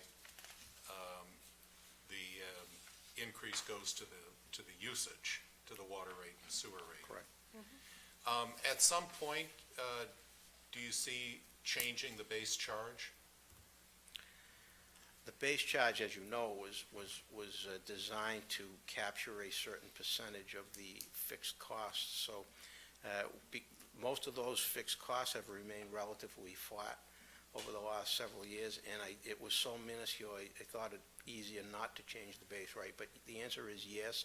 At some point, as the budget increases and fixed costs increase, I think it would be prudent to then change the base charge to reflect that. I think we had designed it based on about 1/3 of the overhead costs, and I think Right. it would be prudent to maintain that ratio. Yeah, insofar as 1/3 of the increase is not MWRA, much of that, I think, would be your fixed, non-usage related costs for running the system. Correct. So Correct. at some point, I think you would have to rethink this. Absolutely, yes. You know, when I look at the rates now, there's so many different variables that you can change to obtain the rate increase you're looking for, and each one Right. does something a little bit different. You can change the base charge, you can change block 1, you can change block 2. You can do any combination of all of those things to reach the goal that you need to reach. So I try to do it that provides the least amount of pain, and generally not tampering with the base rate, at least yet, achieves that for me. Yeah, I think at this level, at a 1.9% increase, it's probably not worth Right. fiddling with the base rates or changing the block structure or anything. It's, it's just making the change at the margin. But over time, Yes. I think it is something we'll have to think about. Selectman Daley? I don't think even if Mr. Trainer had made this presentation that we have a lot to yell about with this one. Well, that's why Andy took this. Yeah. If it was 8%, Phil would be doing it. Right. Well, I would say this was a complicated set of decisions that had to be made in order to come up with this structure. But it also appears that it's achieving your goals. And although I'm sure it's a complicated thing to calculate, it is seeming to be fair to the users in general. And it's providing us with a way of getting, sort of tying the rate to the consumption. And all of that ought to be moving us in the right direction. So, it's just a matter now of Mr. Trainer training his successor in how to do it, or the acting head of the water division taking that one on. Anyway, so any last questions before we take a vote? All right. I'm not going to read all of this, but Kate, do you have the page with the vote on it?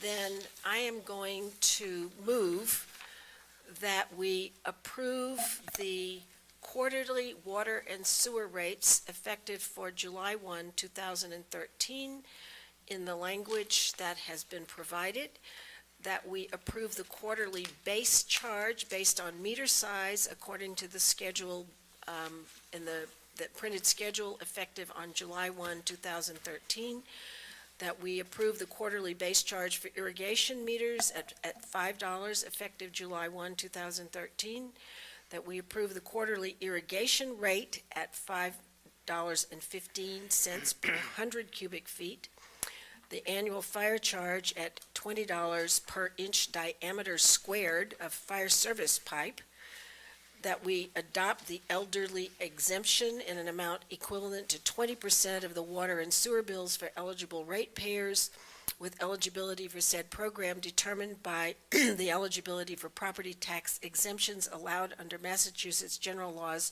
Chapter 59, Section 5, Clauses 17D and 41C, and that the above votes are set under Mass General Laws, Chapter 40, Section 22F. All in favor, please say aye. Selectman Daley? Aye. Selectman Benka? Aye. Selectman Goldstein? Aye.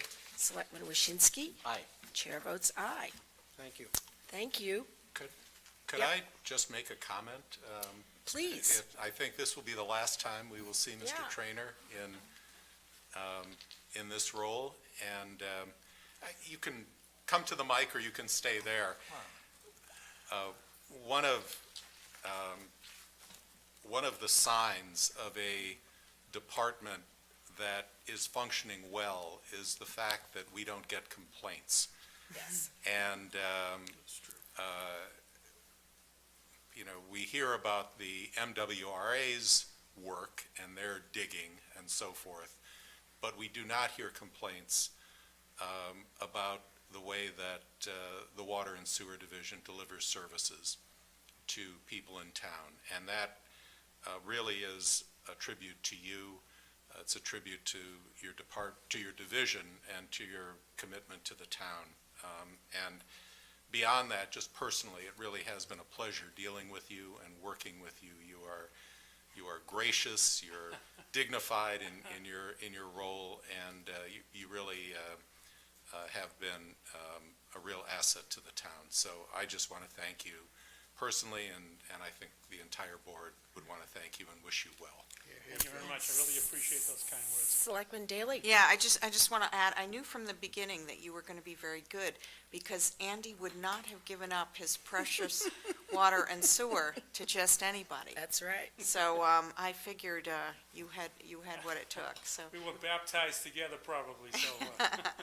Well, thank you very much for your service to the town. Thank you very much. Thank you, We're Phil. going to miss you, but Kind hope you enjoy retirement. I don't know whether you were baptized with MWRA water or not. Of course, of course. Sure it was. And I would just add that because we all take water for granted, it's there.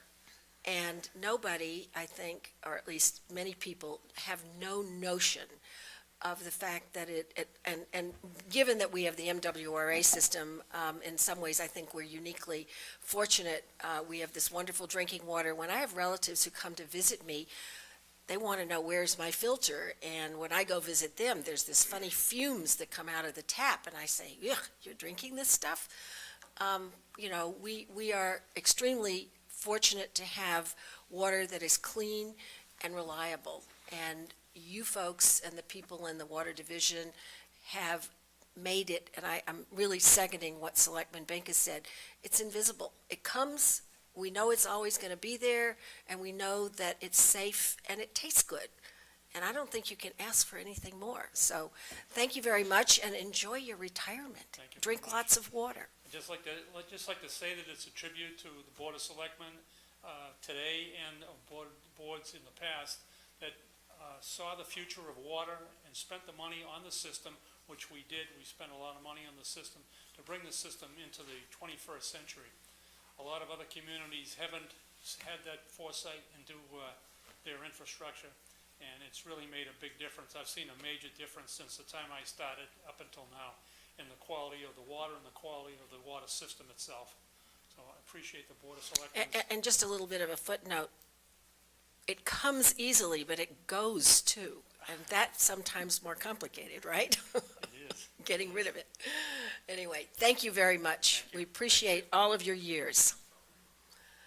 Phil and I have spent many nights together here at 2, 3 in the morning, standing next to water gushers. Oh, trying yeah. trying to figure out how to shut them off. Right. But the age-old question is, I don't understand, it's a mystery. Why do water mains always break at 2 o'clock in the morning on a weekend To in the middle of torture the you, winter? Andy.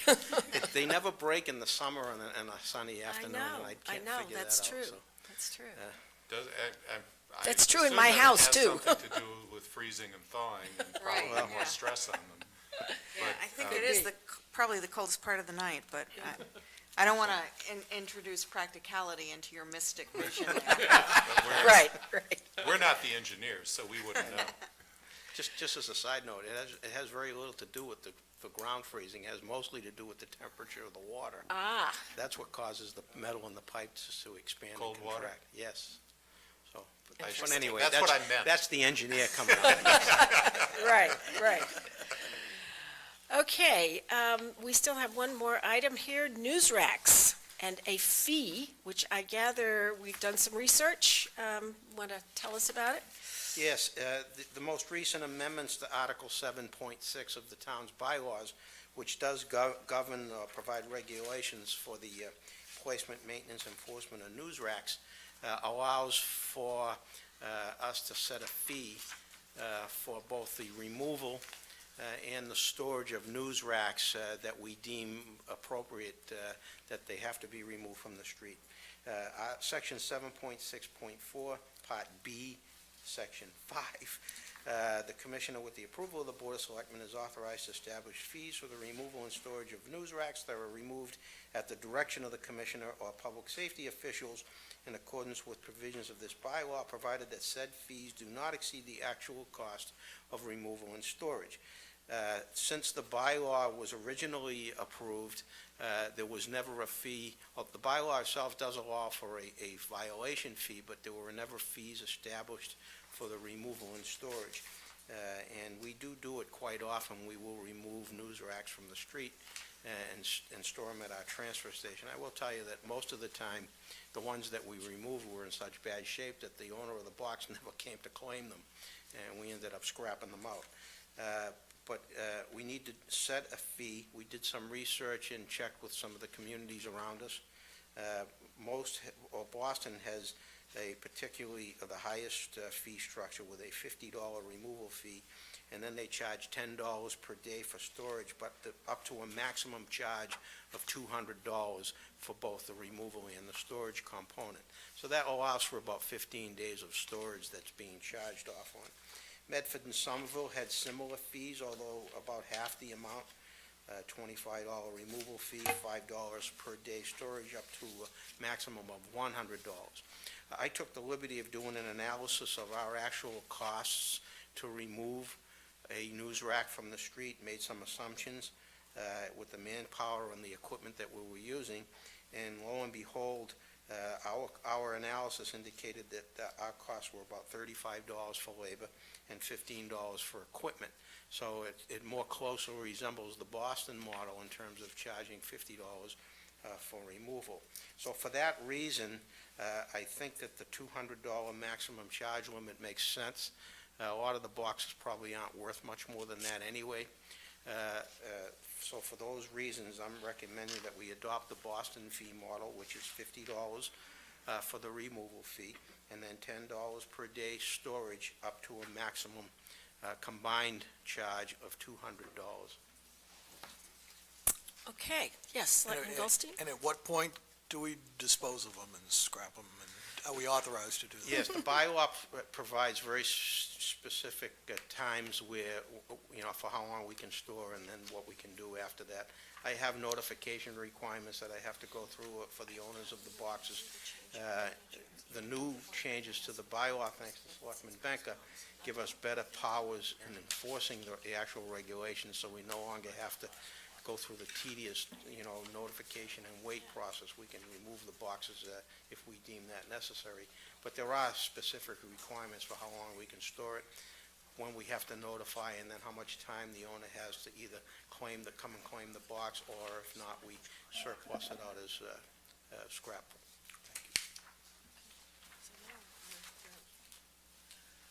Okay, any further questions for Mr. Pepsturgeon? Then I move that we adopt the following fee structure for news racks as recommended by the DPW. A $50 removal fee and $10 per day storage fee to a maximum of $200 combined limit. All in favor, please say aye. Selectman Daley? Aye. Selectman Benka? Aye. Selectman Goldstein? Aye. Selectman Waschinsky? Aye. Chair votes aye. Thank you very much. Thank you. Thank you. Okay, we have one item of our common victulars that's been postponed. And so we'll move to the next, which is Rifulo Cafe. Is there Ms. Suhanowski?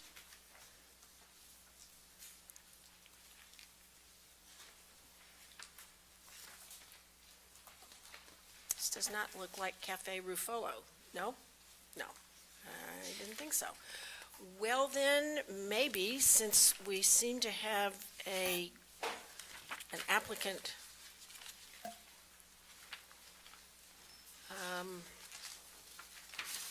Time is fine, we're after 8. yeah, I know. We only seem to have one of the applicants present. I'm just going to read off the next licensing matter just to see if there is anyone present.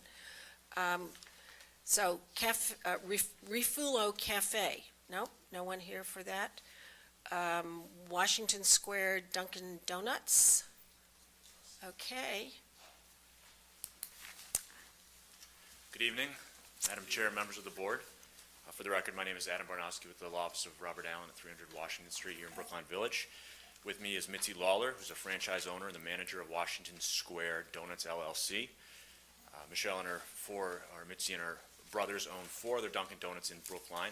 This will be the 5th establishment in town. It'll be located in Washington Square in the space previously occupied by the Russian Village Market, right in between Brookline Bank and the Abbey.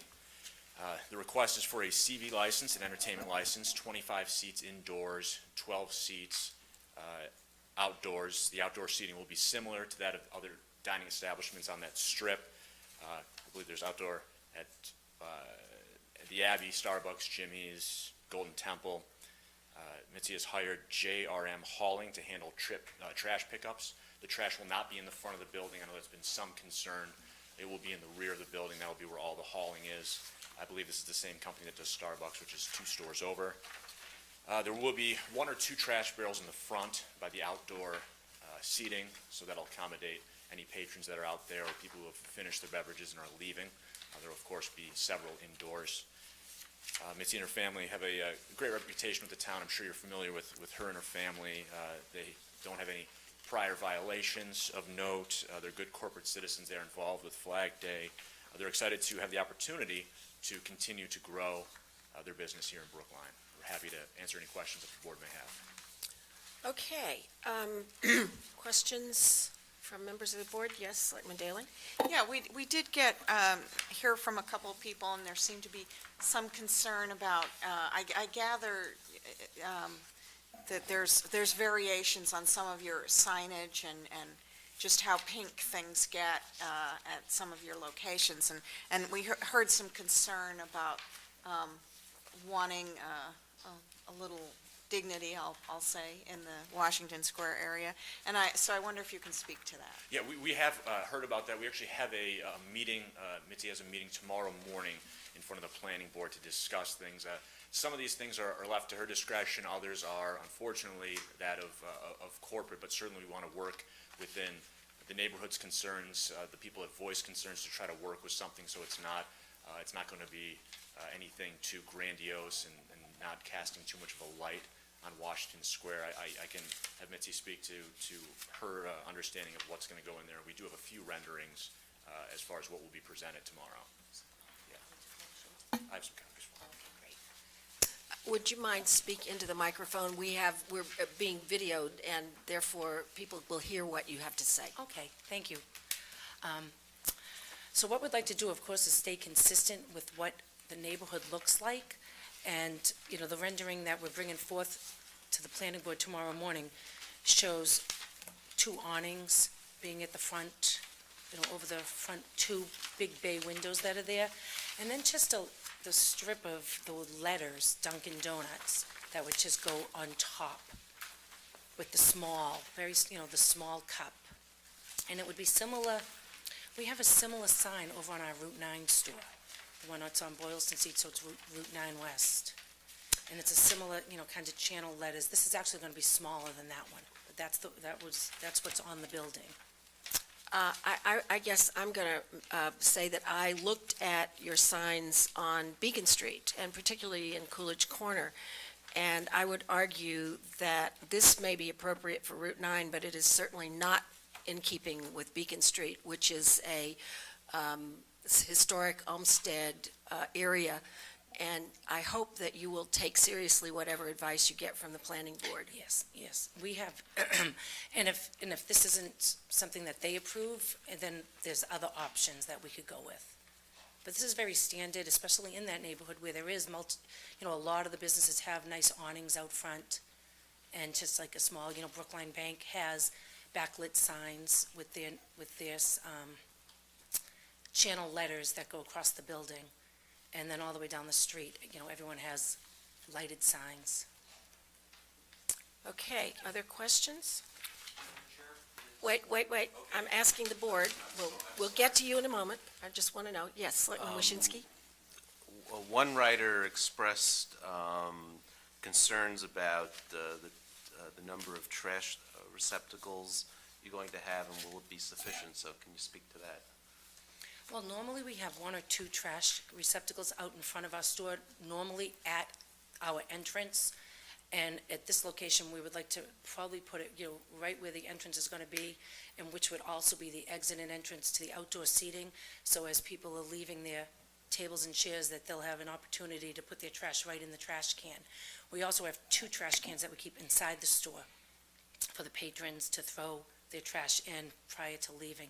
And we also, our crew members, every 30 minutes, we have them doing checks and coming in, coming out, picking up the trash off the tables and checking those trash cans regularly. We do this down at all of the stores down at St. Mary's because we have outdoor seating down there too. Okay, this is a public hearing. Is there anyone here who wishes to speak either in favor or in opposition to this application? If you'd like to come forward, please.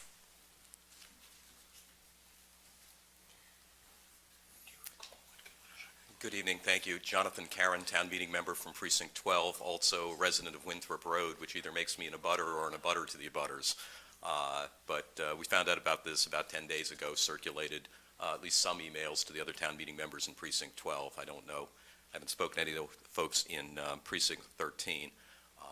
I appreciate that what you're allowed to look at and what discretion you do or don't have is probably somewhat constrained, and I'm far from an expert in that. And I also understand that the town has an interest in not having a vacant storefront just sitting on Beacon Street. But the sense I get is there are two responses amongst town meeting members and people who live in the neighborhood to the Dunkin' Donuts coming into this particular location. One is, well, there's actually three. One is apathy, one is profound disappointment, and then there was one person who said they could live with it if it was kosher, which obviously is not a condition you could impose, but it would at least provide some community benefits. There are a couple of concerns that people have, and one I haven't heard addressed yet, which is the Dunkin' Donuts would go in one door down from a Starbucks.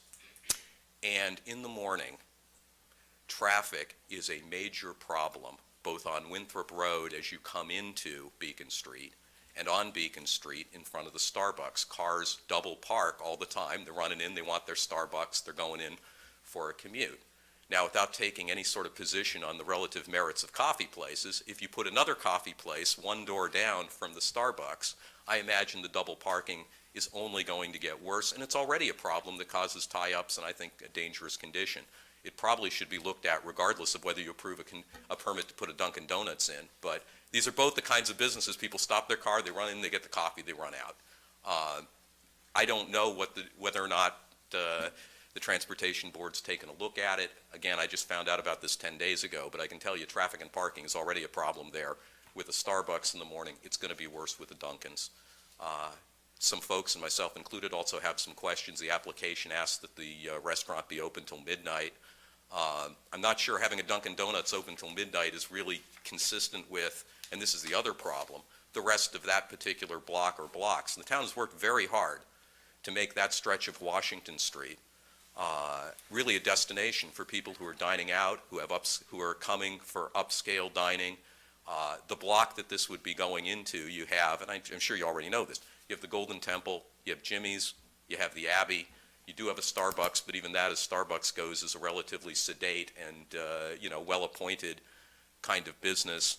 You have an EMAC and Bolio's, and then you have a Starbucks. And another town meeting member in my precinct expressed the concern, which I share, that the typical Dunkin' Donuts signage and fluorescent lightings and orange, some of which the petitioners, even though they're people of goodwill, may be constrained by their own corporate restrictions on franchisees, that you're really putting something in that clashes pretty horribly with what the town has done to try to create this as an attractive destination.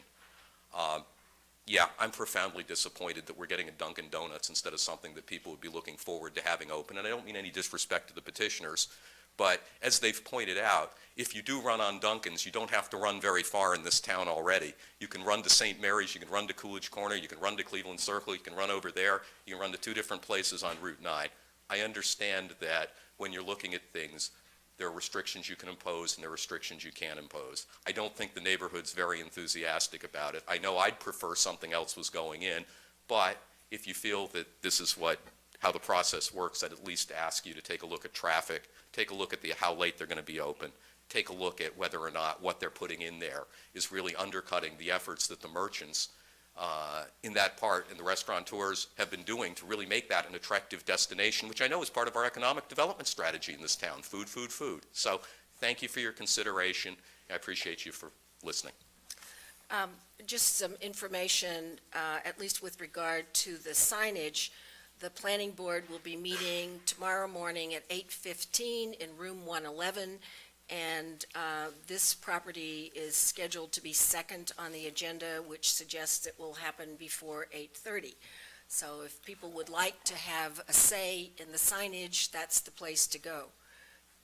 Wednesday morning at 8:15, room 111, which is the first floor of Town Hall. Other questions or comments from members of the board? Anybody else wish to speak?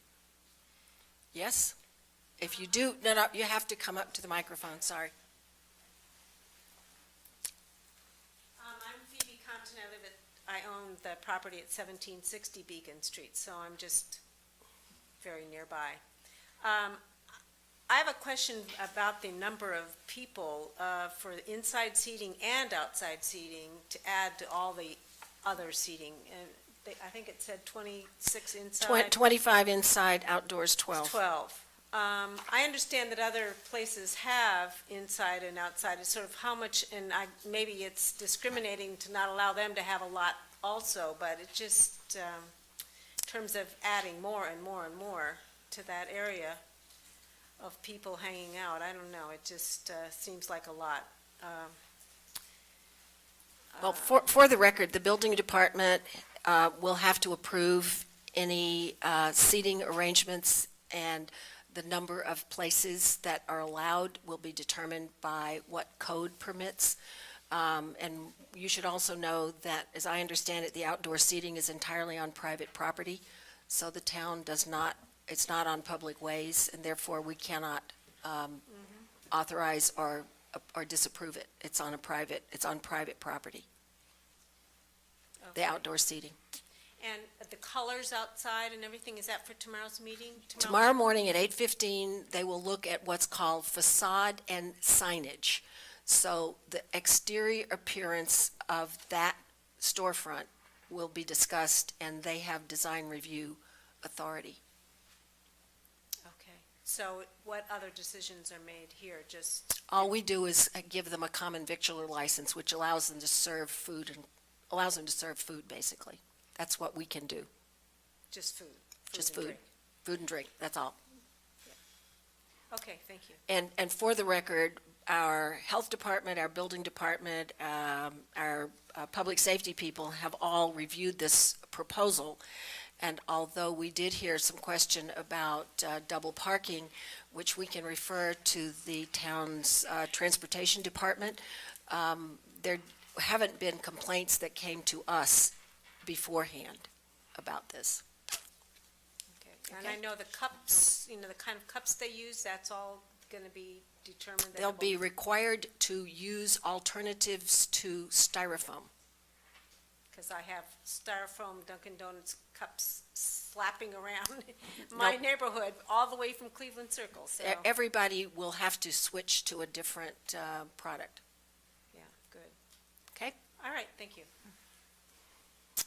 Anyone else wishing to speak? Okay, Selectman Daley? Yeah, I just want to make a little explanation type comment. We all might have different views of what our favorite kind of coffee place is, and John failed to mention there's another one across the street, which is the one my husband is devoted to. But this board usually, and, has not made our decisions based on, well, we like this brand or this, type of thing, and we don't like that type of thing. I do think you raised an important point about traffic, and that is something we can ask the police to be more rigorous in enforcement first thing in the morning, so that, that if people are double parking, they're clearly violating the law, and we can make sure they get some tickets on that, so that we'll cut down on that. But, I encourage people, if you're concerned about what the signage is going to look like, to go to the planning board meeting tomorrow. That is not something we deal with, but I do feel that I just wanted to explain that historically, we have not sort of made the kind of discriminatory judgments that maybe some people would like us to make, but we try to be fair and treat all applications before us equally, evenly, even-handedly, even if it might not be the establishment that we would, in an ideal world, pick for a certain spot or not. Okay, Selectman Goldstein? Thanks. I just want to point out that there will, as I'm sure many of you know, there was a Dunkin' Donuts in Washington Square until not too long ago. In fairly recent memory, it was there when Starbucks was there. The world did not come to an end. My disappointment at Dunkin' Donuts taking this space is a lot less than profound.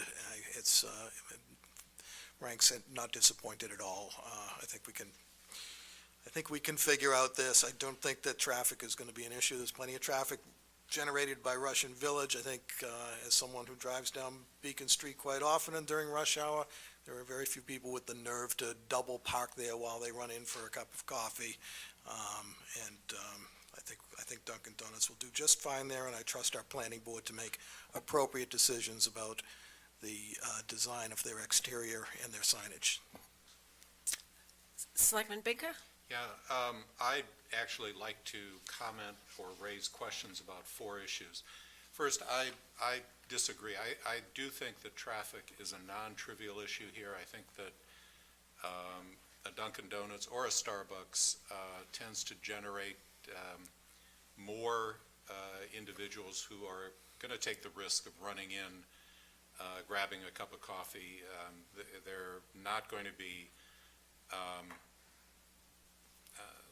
not going to expect to be in a long time. They're not going to sit down. They're not going to do extensive shopping. It may be that that's not the case here because of the Dunkin' Donuts further out in Cleveland Circle, that people who are in a car are more likely to use that one than this one. I don't know that there is any solution to this other than police enforcement. I was thinking, is this something that the Transportation Board can address? And I don't know how they could. So I think, I think that we will certainly ask the police to do enforcement there on an unpredictable basis and bang some people with tickets for double parking, and I think that will discourage double parking if it exists. And I fully expect that the police will, in response to our request, have that sort of enforcement.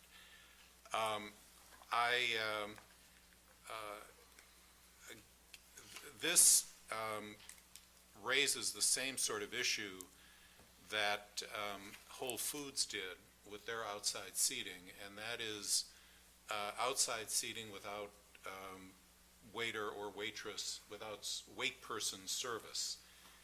And I thought that we put a condition on Whole Foods when we confronted this issue. It was on the public way.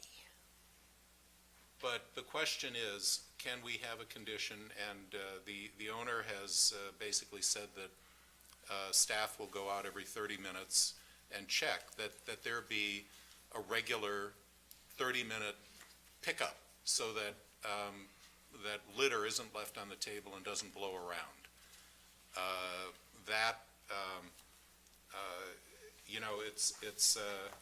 It's a request for public seating. It's a request for a number of seats. It's a request for seats outdoors.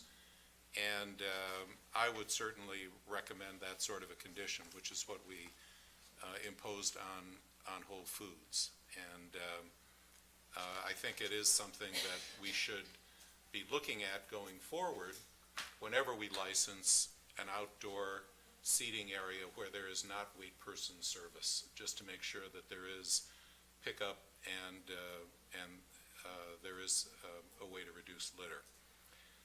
That's number two. Number three, I thought that we generally have railings around outdoor seating areas. I think those are, again, in the public way, where there is a required measurement of free passage. Okay, And in this case, as I understand it, the seating is, no, it's on Not- private property. it's I on private understand. property, and it's not a liquor license, I so think we it's don't, alcohol, but- right, it's alcohol that Okay. causes the requirement for there to be a defined And I know, area. I mean, thinking across the street, the fireplace doesn't have a railing around it. Do they, or do they? They're supposed to. They should. They're supposed to have something that delineates the outdoor service area, and it can just be a kind of rope or a chain, Okay. but All right. Final question, or final thought. I would make our vote conditional on approval of the signage. And given that they're looking at the facade in general, it would be the signage, the awnings, and I would also include the outside trash can design and numbers to be approved by the planning board. I would hope that they would look at those issues as part of their review of the facade. okay. Selectman Dale, I'm a little sorry, con- Selectman, are you Can I gonna just follow ask, up? I'm a Sure. little confused about the last part of it. Are Yeah. you saying you want the signage to come back to us? No, no, no. I would just Okay. make our vote conditional on the planning board approving the Okay. signage, trash can design, Okay. and Okay. and the awnings that are proposed. It's done anyway, but They're gonna have to do it. I mean, in a way, that's a redundant requirement or a redundant condition, Yeah, because I- it has to go to them to be The one thing approved. that I am including is the trash can The trash design cans, and all right, numbers. then we Yeah. can do that, because that would be outside the normal review process. Yes, but Can I then raise Selectman one Waschinsky's other issue, waiting. which Selectman Banker, thank you, you reminded Sorry. me of. You know, You the got- one thing that does cause traffic tie-ups at that intersection is not people double parking and running in for a cup of coffee. Like I said, there are a few people with the nerve for that, but it's deliveries. And I'm wondering whether you have any notion of when your deliveries to the store will be made, because that does create a lot of problems. And I don't think you have a delivery zone in the back of that property, right? I think that's correct. Should I address your question then, Selectman Bankas, or one at a time? 'Cause Either order. One at a time, just one at a time. Okay. Well, I don't disagree with many of the things that Selectman Bankas said. Traffic, I agree with you. As far as trash, I don't think that the 30-minute condition is an issue. Again, this is something that they want to have in their operation, that they were very forthcoming with, and I don't see that would be much of a problem. As far as railings go, they do normally have some sort of a partition. It's a temporary partition that they do put out with the seats that delineates where the seating is. I think this might actually help with trash, because the way they do it, they kind of made it so it's flush with the building and connects around, so it forces you to walk out past the garbage can on your way out. We think that'll help with people picking up after themselves. And as far as signage goes, again, we certainly appreciate all the comments from the public and from the board. Again, it's on for 8:30 tomorrow. We want this to be a positive experience. We want it to be something that people like in their neighborhood, and certainly we'll listen to both the board and any public comment at that time. Regarding deliveries, I will have to ask Mitzi what the deliveries are like.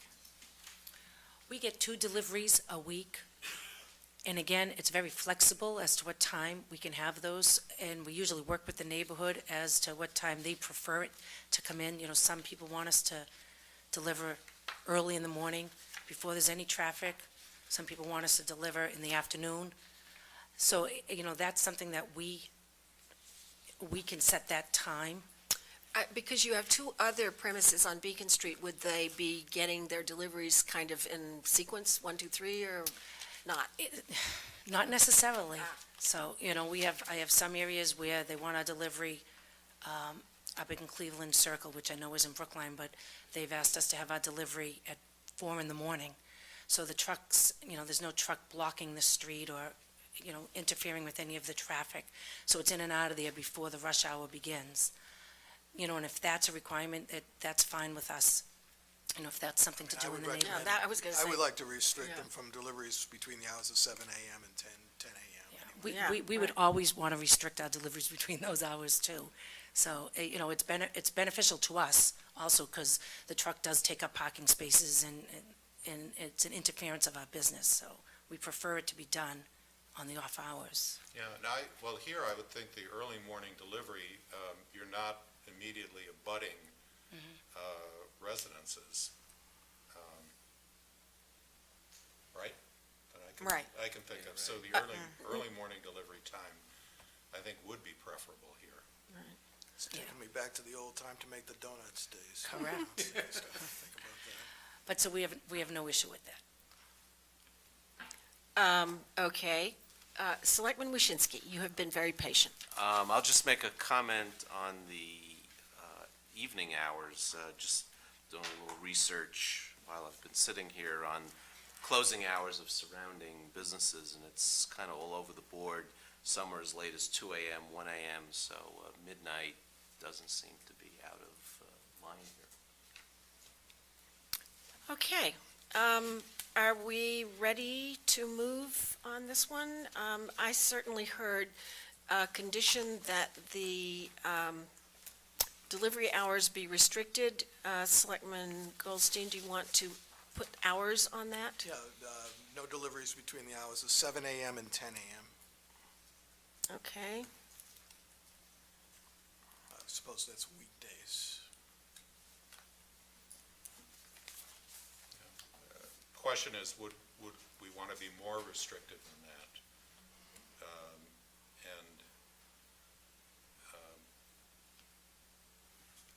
I think that's probably adequate. Those are the early morning commuting. It's the inbound inbound times. side, Yeah, remember? No, that's Yeah. right. That's right.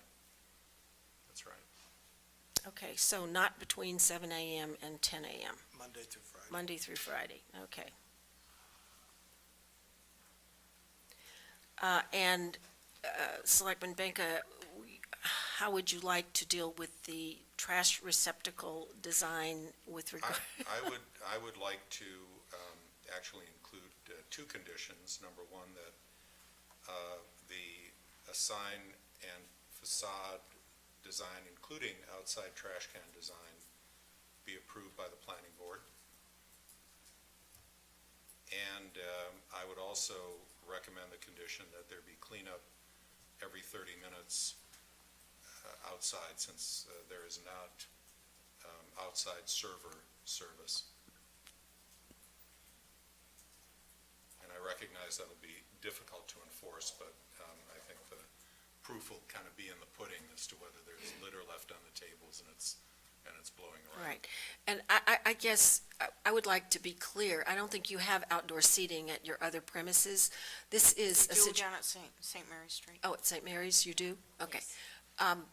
The concern here is that it's unsupervised. It's not wait service, and when there's wait service, there's somebody there who clears away.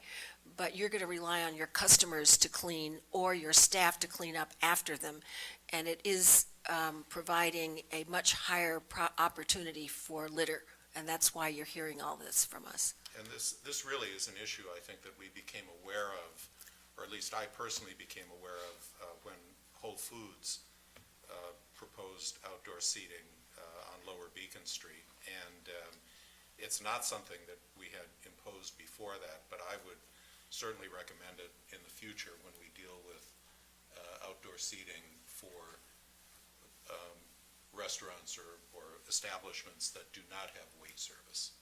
I think we do need some sort of a regular cleanup as part of the licensing. Okay. I'm proposing that the conditions be attached to the common victular license. Now, you could attach them to the outdoor seating, at least with regard to the trash, but I think it should all be Yeah. common victular, right? Okay. So I heard, although Selectman Benka, you stated it as two, I heard, all right, then let's see. I heard conditioned on by, that the exterior facade and signage as well as trash receptacle designs be approved by the planning board. Yep. Is that one? Yes. Okay.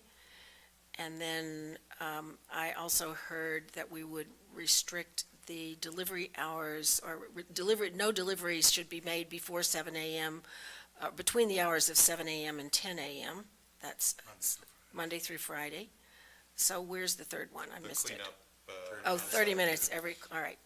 And that this is the outdoor seating. So Right. can we connect that to the outdoor seating license? Because that's only Sure. related to that, all right? Yep. Okay.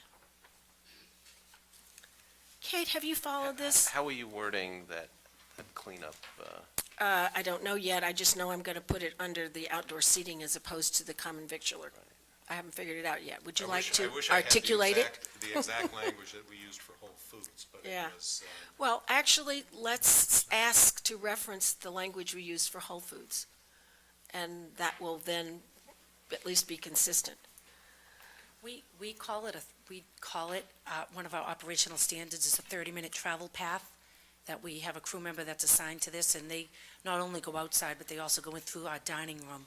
So they'll go through the dining room, check the parking lot, check the outside seating, then come back in. So every 30 minutes, Someone's we have a little supposed to do timer that's that. beeping, Yeah. and it's their job to go out and check all the outside trash. Okay. So if you Sounds wanna like word it you as- are, this is then not going to be a burdensome condition? No. No, okay. It's one of our operational standards. Good. All right, so it would be So- cleanup, would clean up every 30 minutes for the outside seating be a clear and understandable condition? Yes. At least. At least At every least. 30 minutes, yeah. all right. So then we have 3 votes before us. The first one will be to approve the application for a common victular license with 2 conditions. One, that the sign and facade and trash receptacles be approved by the planning board. The second will be that no deliveries may be made between the hours of 7 a.m. and 10 a.m. Everybody clear on that? Yep. And then the outside seating will be on condition that there is a cleanup at least every 30 minutes. Okay? We ready to go? Yeah, and Mr. Kleckner, can I ask you to convey to the police department our concerns about enforcement in that area, so that they get on top of that? And I would say that enforcement obviously would not be focused on Dunkin' Donuts, but would be focused On all.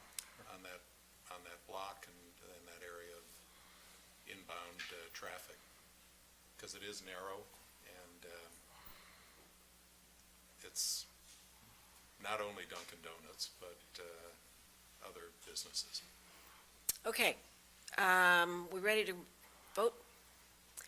Then I'm going to move that we approve the application of Washington Square Donuts LLC, doing business as Dunkin' Donuts, Michelle Lawler, franchise owner, for a common victular license at 1659 Beacon Street, seating inside for 25, with hours of operation from Sunday through Saturday, 5 a.m. till midnight, with the condition that the sign and facade designs and the trash receptacle designs be approved by the planning board, and that no deliveries shall be made between the hours of 7 a.m. and 10 a.m. May I just say the outside trash receptacles? Outside trash receptacles. That's really as part of the facade review. Okay, outside trash receptacles. Then I'm also going to move that we approve the application of the same people for outside seating, with the condition that there be a cleanup at least every 30 minutes, and we can refer to language that we voted for Whole Foods in St. Mary's. And that's outside seating for 12. Outside seating for 12, right. And finally, I move that we approve the application of those same people for an entertainment license to include radio and TV. Which I assume is only inside. Yes. Okay, so we're going to take one vote for all of these 3 items in the language that we have just discussed. All in favor, please say aye. Selectman Daley? Aye. Selectman Benka? Aye. Selectman Goldstein? Aye. Selectman Waschinsky? Aye. Chair votes aye. Thank you. Thank you. Okay, now let's see if Ms. Suhanowski, Refrulo Cafe, are you here? Okay, please come forward.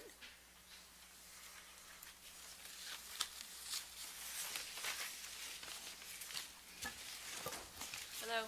Thank you very much for considering my Victor application for Refrulo Cafe. My name is Colleen Sanowski, and I am very much looking forward to being part of the community and part of the neighborhood. The genesis, the idea behind Refrulo is a place where people can come and pick up a lot of prepared meals to go, mostly with some eat-in. A lot of breakfast and lunch items, a lot of takeout heavy for dinner. I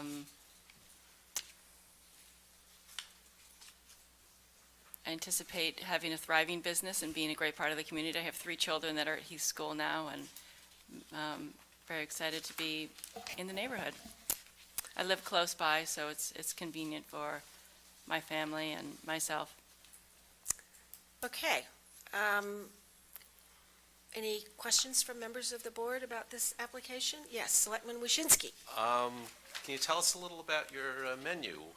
What are you going to be doing? Very much interested in local food, seasonal food, healthy food. Not a lot of, actually probably no fried food. And meals that are geared towards families that children would like as well. Healthy, local, sustainable food. I got an email from a neighbor of the establishment asking why you're not open later. They were hoping for having a place to pick up dinner. I think eventually I probably will try and extend the hours. I think I was being cautious by saying 6 p.m. because I wasn't certain in the beginning that I would have the manpower to be open so many hours in the day. I mean, it's largely going to be me and another employee in the beginning. So I think that was really my cautiousness, and I intend to be, I mean, obviously for my business, it would be beneficial to be open maybe till 8 p.m., because I think it's probably when people are deciding what to eat and when to, and where to go to eat. So that was, I was cautioning on the. Yeah, just, there's a lot of foot traffic, it's a major walking route from the T D line. Yeah. Yep, right. I've seen it. You have a good opportunity for. Well, Selectman people, Waschinsky is in the neighborhood. Right. I'm a neighbor. he's Hungry, looking man, forward to hungry picking up his neighbor. dinner on the way home, right? Understandably. Okay. Yeah, I would say, I don't think you have to do till 8, but if you could do till 7, then Yep. you would get this. Accommodate him. There's a part of me that's saying, but she'll never have dinner with her children again. Well, that is Well, they'll true. come to me. They'll come to me. I'm familiar with the restaurant business. I've Okay. owned and operated too in my past, so we're, it's a lifestyle. Right, okay. Your For family sure. has adjusted. Yes. Okay. Selectman Daley, do you Well, have a question? I had wondered, you had asked for a lot more seating than the building department says you're able to have there under the zoning. So I assume, though, since I'm hearing you say that you're expecting to do a lot of takeout, that that won't really matter to you, that you have very limited seating? As it stands now, I think I have 15 seats. So I don't anticipate people coming and sitting down for a really long time, but I'm, I think it's my benefit that there's not enough spaces for people always to be, that they're sort of like that, we should get a seat there, that anticipation of trying to get a seat there. But it's largely really a lot of takeout that I'm trying to go after. And if there's not seating, then people can certainly, pick up their food and take it out the door. Okay. Any other questions? Just a comment, or 2 comments. I think 3 comments, actually. Number 1, I think 4 or 5. this is wonderful that you are moving into this particular corner, this area, and bringing life and vibrancy to this area. And Sealy's provided I really, life and no, vibrancy. but the Cypress Route 9 corner is a difficult one in town, and I think given your concept here, you really could provide an anchor for that area. So I really do thank you and wish you well for that. Number two, I think we don't have the sort of parking issues there that one would have on Beacon Street during rush hour. And Because you don't have number, any parking there. be on Cypress, there are possibilities. Yes, there are. And number three, if you become as much of an institution as Sealy's did, you will be doing very well. So I felt that from the beginning, that the space has very good karma, so. Yes, I was going to say, if you've inherited Sealy's karma, you'll be Yeah. fine. Well, you should know that it was historically a place that the Brookline High School kids came to for lunch. Mhm. So, plan accordingly. You could decide. My daughter will be in 2 years a high school student, so I'm looking forward to supporting that, for sure. Yeah. Other questions from the board? All right, this is a public hearing. Is there anyone present who wishes to speak either in favor or in opposition to this license? Yes, sir, please come forward.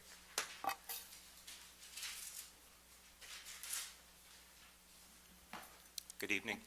I'm Randolph Micklejohn. I'm a town meeting member from Precinct 5, and And a next-door neighbor. and I a next-door think. neighbor, a couple doors down. And I'm also one of the directors, as is Selectman Wyszynski, of the Greater Point Neighborhood Association. And it does include this area from Route 9 up to Sergeant Road Trust Properties, High Street Hill, and then down to Jamaica Pond. And I'm only going to speak briefly about,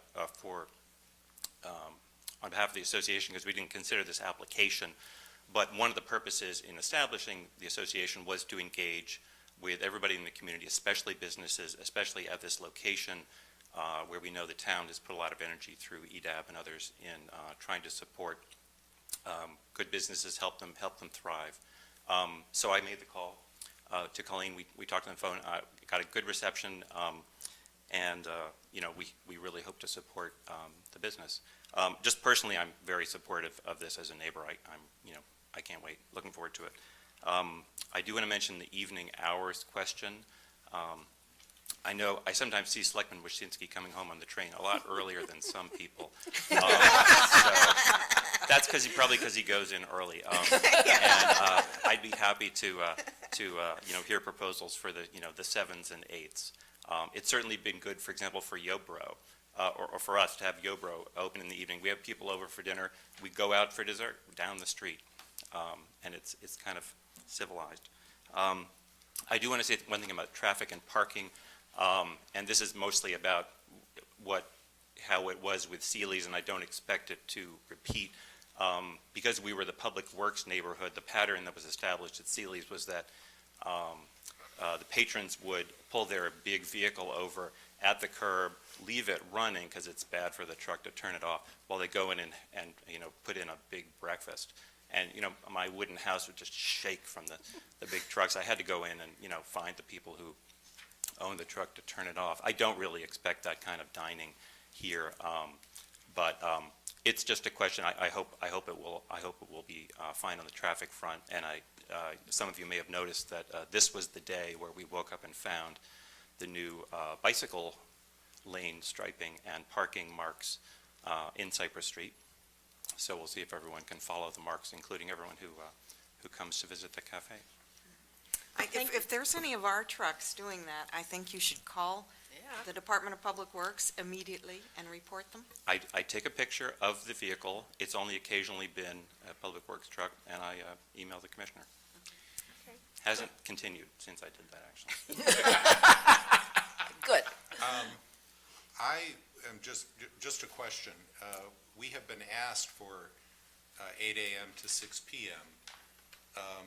Could we give the option of more now? I mean, this is not indentured servitude. This wouldn't require you to stay open until 8. Yeah. But I'm wondering whether we have the flexibility to do that. Did we advertise? It's been advertised at 6, so Yeah, I'm not okay. sure we could. But Okay, well, what I think you're hearing, though, is if at a future time you would like to change your hours, it's a relatively simple procedure. Okay. So, Thank you. see how things work. All right, are we ready to move on this? yes. Then I move that we approve the application of Refrulo Cafe for a common victular license at 147 Cypress Street to be open Monday through Saturday, 8 a.m. to 6 p.m. And we approve the application for an entertainment license to include taped music. All in favor, please say aye. Whoops. We also have, okay, never mind. All My right. mistake. Monday to Saturday, and not open at all on Sunday. Right. No Sunday. All in favor, please say aye. Selectman Daley? Aye. Selectman Benka? Aye. Selectman Goldstein? Aye. Selectman Waschinsky? Aye. Chair votes aye.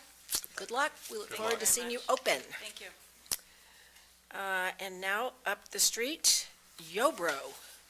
Down the street, next door, almost. 2 doors. Right. I gather people are coming from will come from Cafe Refrulo to Yobro for their desserts. That's what we're hoping. Okay. There could be some synergy here. Yeah, Right. right. So, explain what, if any, changes will be taking place. Intend to probably change the color of the interior a little bit. Mhm. It was originally designed, I believe, as a coffee shop, and that doesn't exactly work with frozen yogurt during the summer Okay. months, so there are some things that we're going to change as far as the interior. We would like to work with the landlord of perhaps updating the exterior, but that's down the way. We think that corner is in need of a little renovation. Freshening. Agreed.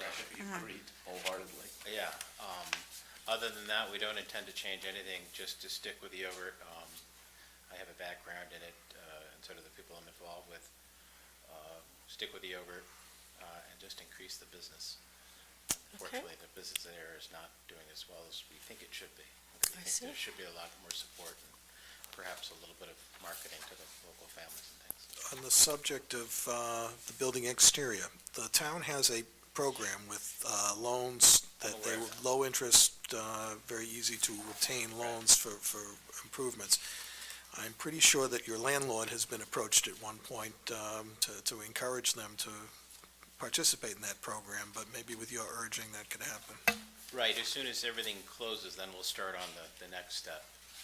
And that would be, I would like to see, that whole block. It's in a beautiful neighborhood. And I know the buildings coming down Route 9 are tough because there's not parking there, but around the corner, It's easier. it only helps us if it looks nicer on That's the right. outside. So, Good. Glad you're thinking in those terms. And if you're getting really a critical mass here of businesses and food providers, I think hopefully you're working in the right direction. well, we have units that are not here, they're in the Midwest, but the ones that are the most successful are the ones that are closest to other food service units. Yeah. And then also within walking distance to schools, the after-school business is good.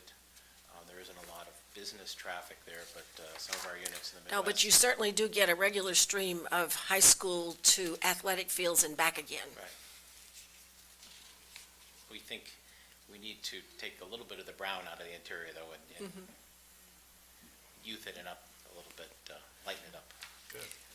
So, Any other questions, members of the board? This is a public hearing. Is there anyone here who wishes to speak either in favor or in opposition to this application? Seeing and hearing none, I will move that we approve the application of DEB Holdings Yobro acquisition. That Brad, was written by the lawyers. yes, yes, we know. Brad Walter, manager for a common victular license at 141 Cypress Street, operating Monday through Friday, 7 a.m. till midnight, Saturday, 10 a.m. till midnight, and Sunday, 10:30 a.m. until 11 p.m. All in favor, please say aye. Selectman Daley? Aye. Selectman Benka? Aye. Selectman Goldstein? Aye. Selectman Waschinsky? Aye. Chair votes aye. Good luck. Thank you. Good luck. Good night. Okay, the next item is, I think, fairly pro forma for the country club.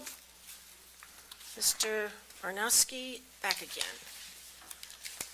And it would help us if you just sort of explain it's to an outsider, this seems like a very curious request, so explain it, please. Only in Massachusetts, really. It is a unique request. As you recall, we did come before the board earlier in the year to expand the license to cover the ground and several other buildings. We also did that as a opportunity to consolidate 2 licenses and bring one back to the town.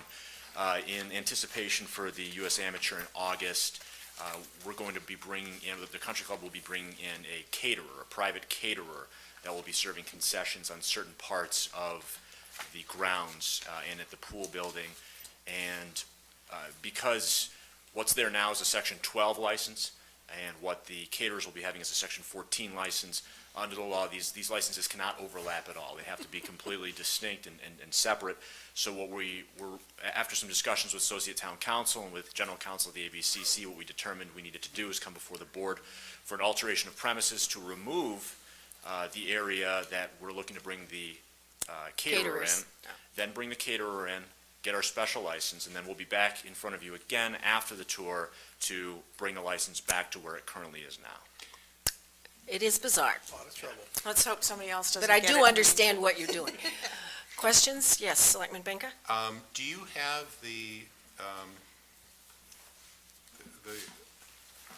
what we're looking at here is the notice, remove the following areas from the license description? Yes. Colon, grounds and course, colon. So all grounds on the premises, including the area, including the golf course, that's being removed from the license? Yes, the grounds of the course are being, the grounds and the course, it's all grounds on the premises, including the area containing 27 holes. So it's going to be all areas except for the buildings, which are not excluded by the language of the notice.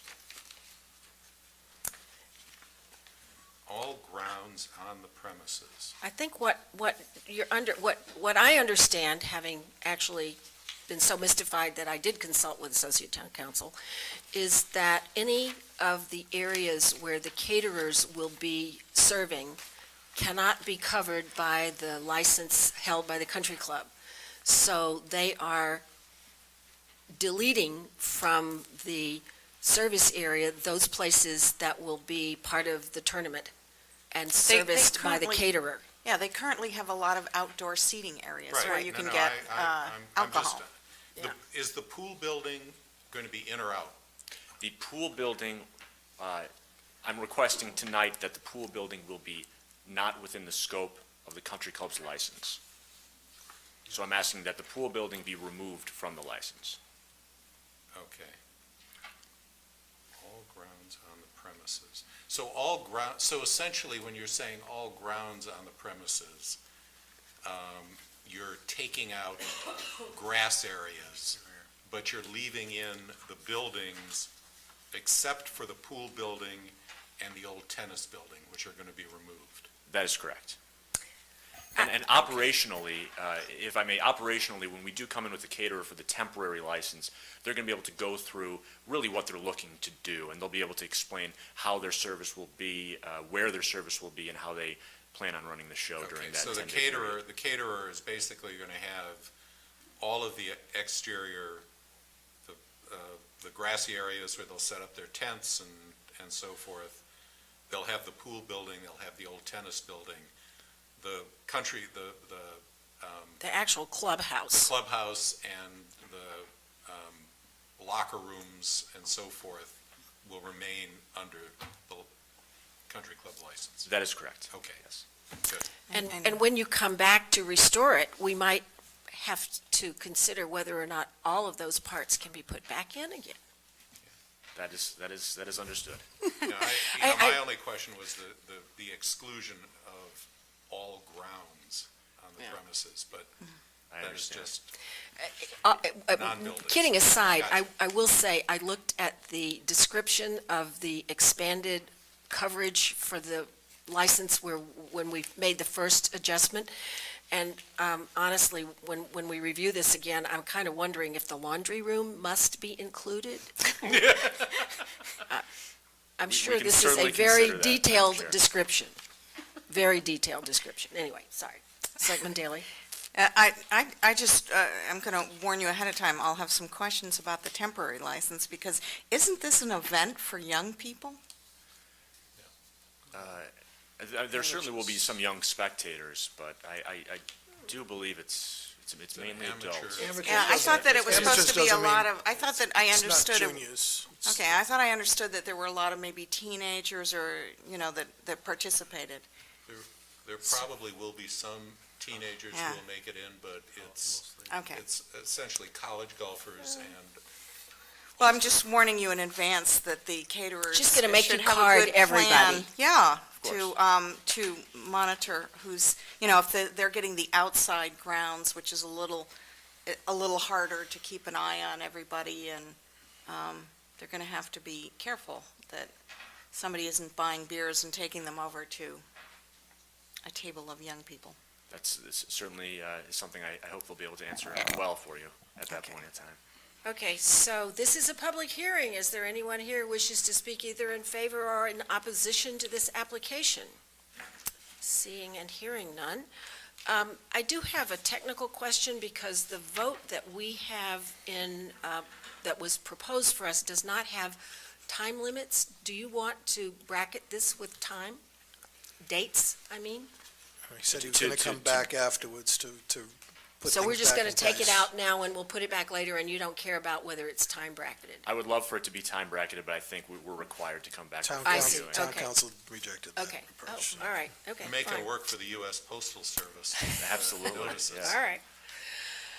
Okay, in that case, I move that we approve the application of the Country Club, doing business as the Country Club, David Shag, manager, holder in all kinds alcoholic beverage license for a change in description of its licensed premises, as indicated in the notice on page 17-2 of our agenda. All in favor, please say aye. Selectman Daley? Aye. Selectman Benka? Aye. Selectman Goldstein? Aye. Selectman Waschinsky? Aye. Chair votes aye. Thank you very I much. guess we'll see you again. Actually, even sooner, probably. Next item is the application of Respect Our Hospitalita. Okay. The Fairstead Kitchen. Oh, you're back I'm back. already. Again, for the record, Adam Barnoski, 300 Washington Street in Brookline Village. I'm here representing Stephen Bowman and Andrew Foster. They're interested in opening up a new establishment called Fairstead Kitchen. As just a bit of a background for you, Stephen Bowman grew up in Brookline. He attended Devotion School, graduated from Brookline High School. Mr. Bowman and Andrew Foster have been working in area restaurants in Boston and Greater Boston for collectively 15 years. They've worked in several fine dining establishments that I'm sure you're well aware of, and have worked in many different capacities as a server, a sommelier, a bartender. They really understand the function of the business well, and they've now left their current employment and are putting themselves entirely into this new business, and will be there in the operation at all times. They've been looking to open up a place for a long time now. I think they've been talking about it for the past year or two. And while they've been looking in Greater Boston, they've always kept their eye on Brookline. I know that Stephen was always interested in coming back and running a business in his hometown. And when this space opened up, it's the space that was currently occupied by Umami.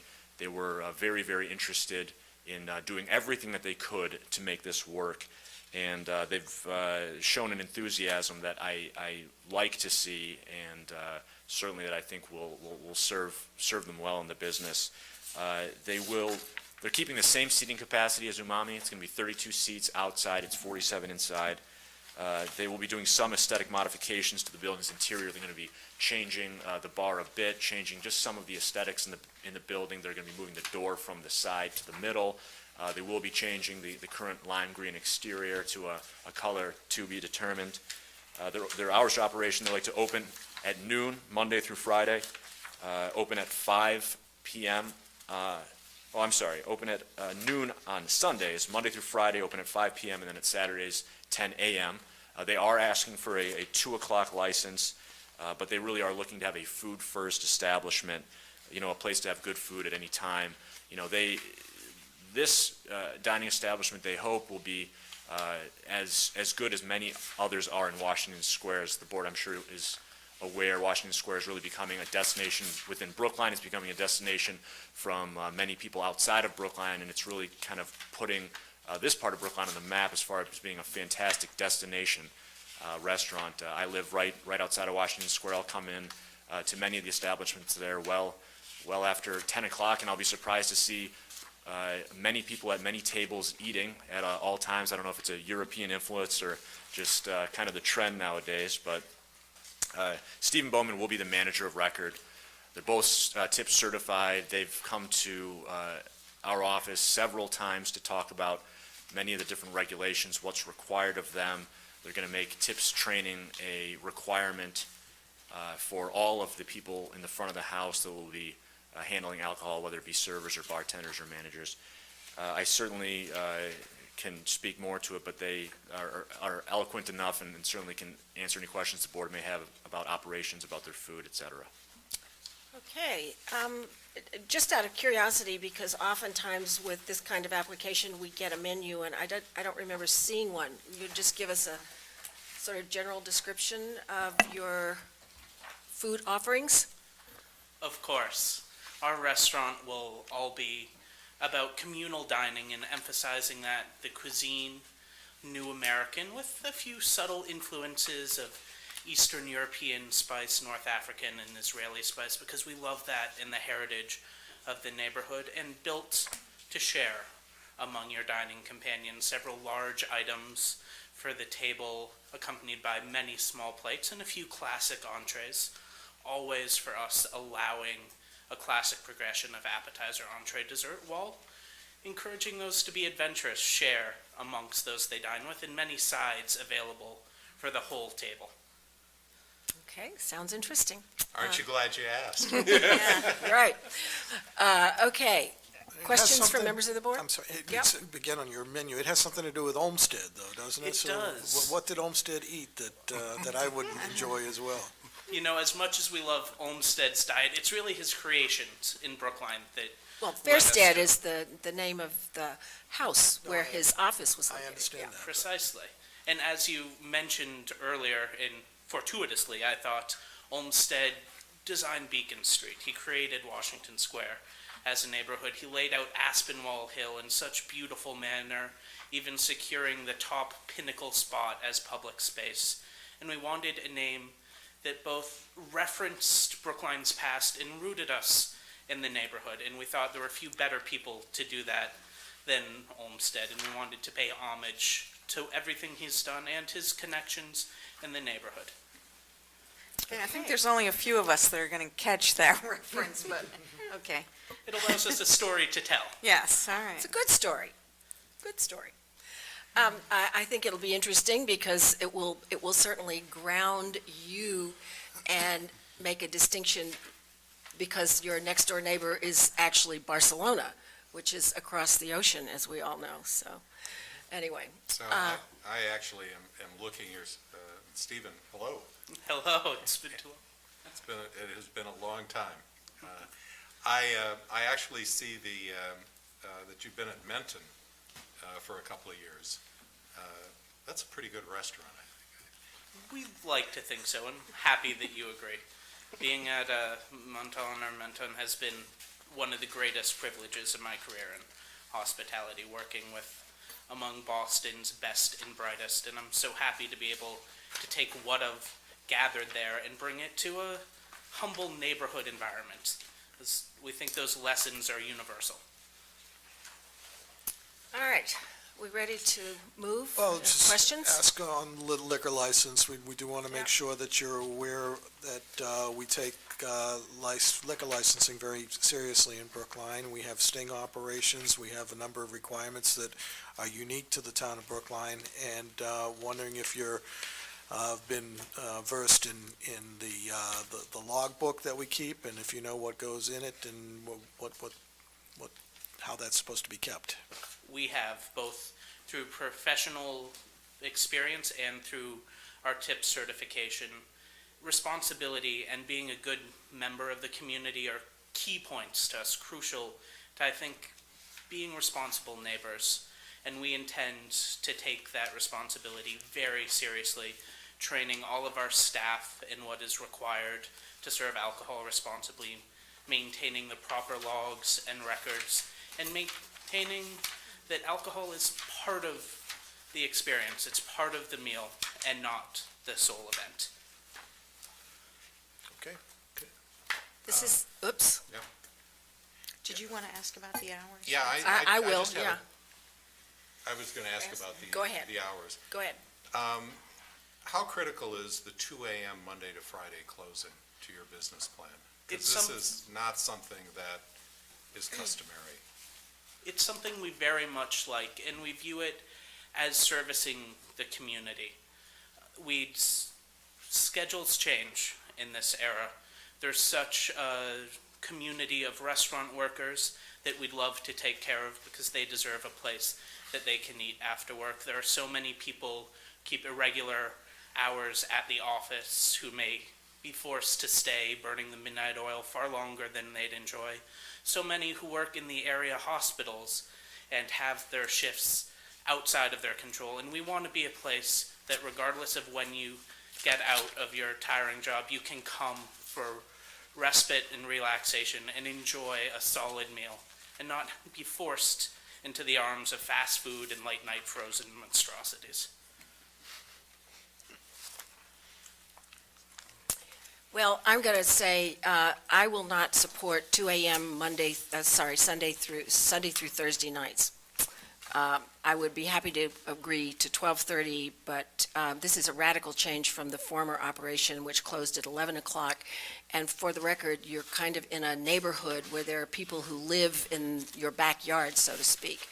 And as much as I am happy to encourage your success, and I think weekends are fine, I do believe that 2 a.m. is not family restaurant hours. I very much appreciate that it's a neighborhood. We want to be nothing other than a good neighborhood, and controlling noise and late night is a huge portion of that. I do look in the neighborhood and see that there have been several people who have been able to do it responsibly and well. People like the Abbey, people like the Public House in Washington Square, I think have established a history of responsible service and being part of the community. We have no intention of being a bar late night, of being loud and boisterous, but we would like to be able to serve those who keep irregular hours. And we'd love for you to consider perhaps 1 a.m. on those nights in addition to our 2 a.m. on the weekends. I think that sounds fair. While we're waiting, I'm just trying to get a picture in my mind of whether we have, are there apartments over your building or in close proximity? There are not. No, they're So it's just be the around the back. corner. And directly behind us is a school that is closed at those hours. Okay. And there is no one directly abutting the property, to our knowledge, who would be disturbed by a quiet, late in the evening operation. It's a religious school. Right, okay. All right, well, Public hearing? this is a public hearing. Is there anyone present who wishes to speak either in favor or in opposition to this application? Seeing and hearing none, are we ready to take a vote? And if so, I'm happy for somebody to move some hours.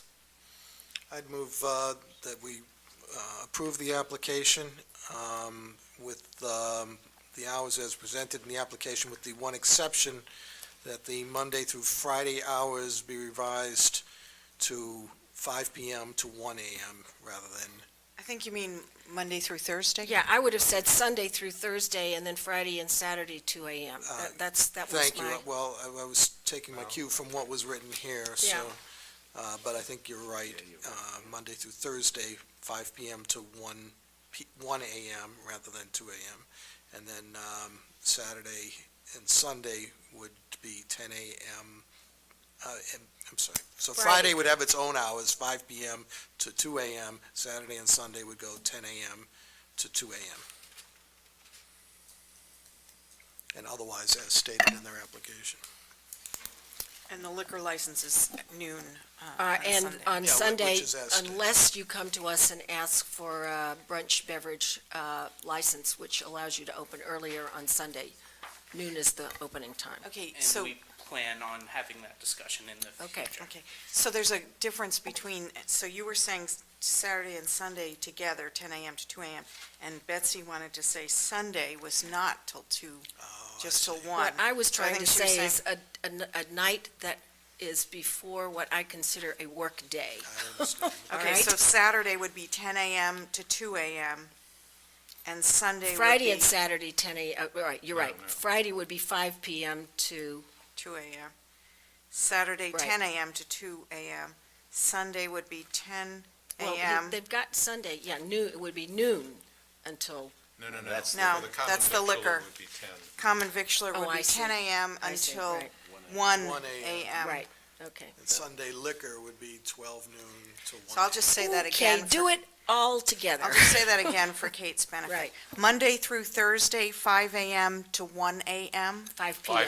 5 p.m., sorry. 5 p.m. to 1 a.m. Friday, 5 p.m. to 2 a.m.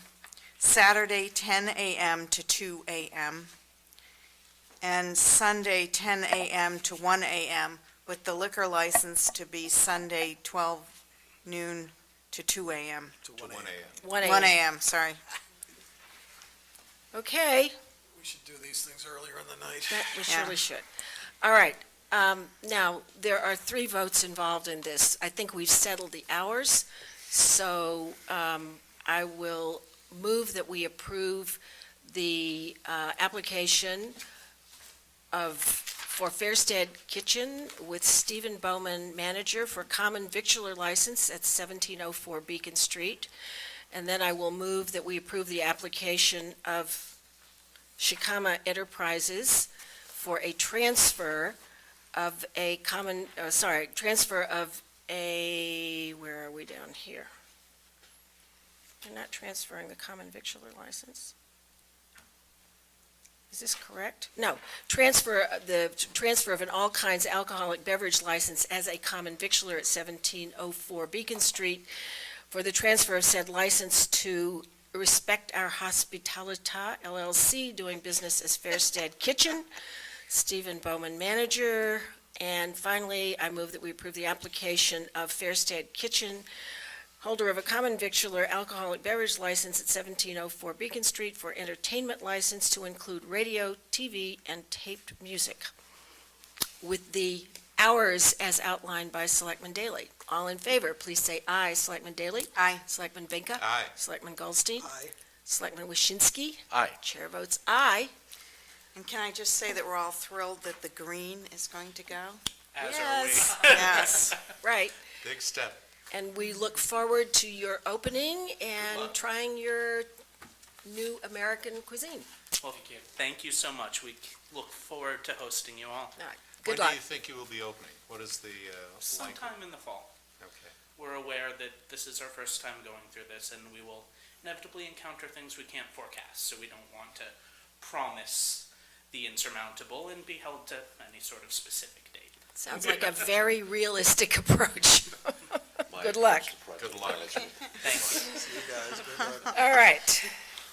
Next, we have a, I think, pretty straightforward request to change officers and directors. Buddha C. Would you like to come forward?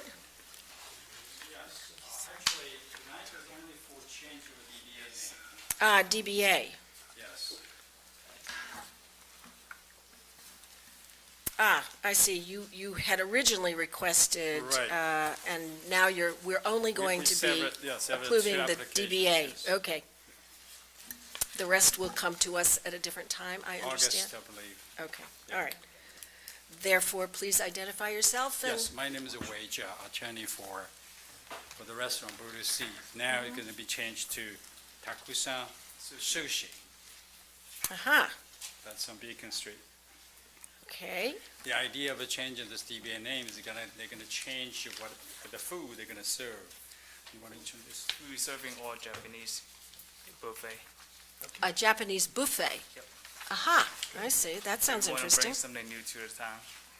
All right, well, again, we didn't get a menu, so we don't know exactly what you're going to be serving, but we look forward to seeing a menu when you've got one. All right, since at this point in time, we're just being asked to do the DBA, I can't imagine that there's any major issues around this, and since there's no one visible in the room, I don't believe there's anybody here in opposition. So I will move that we approve the change in DBA from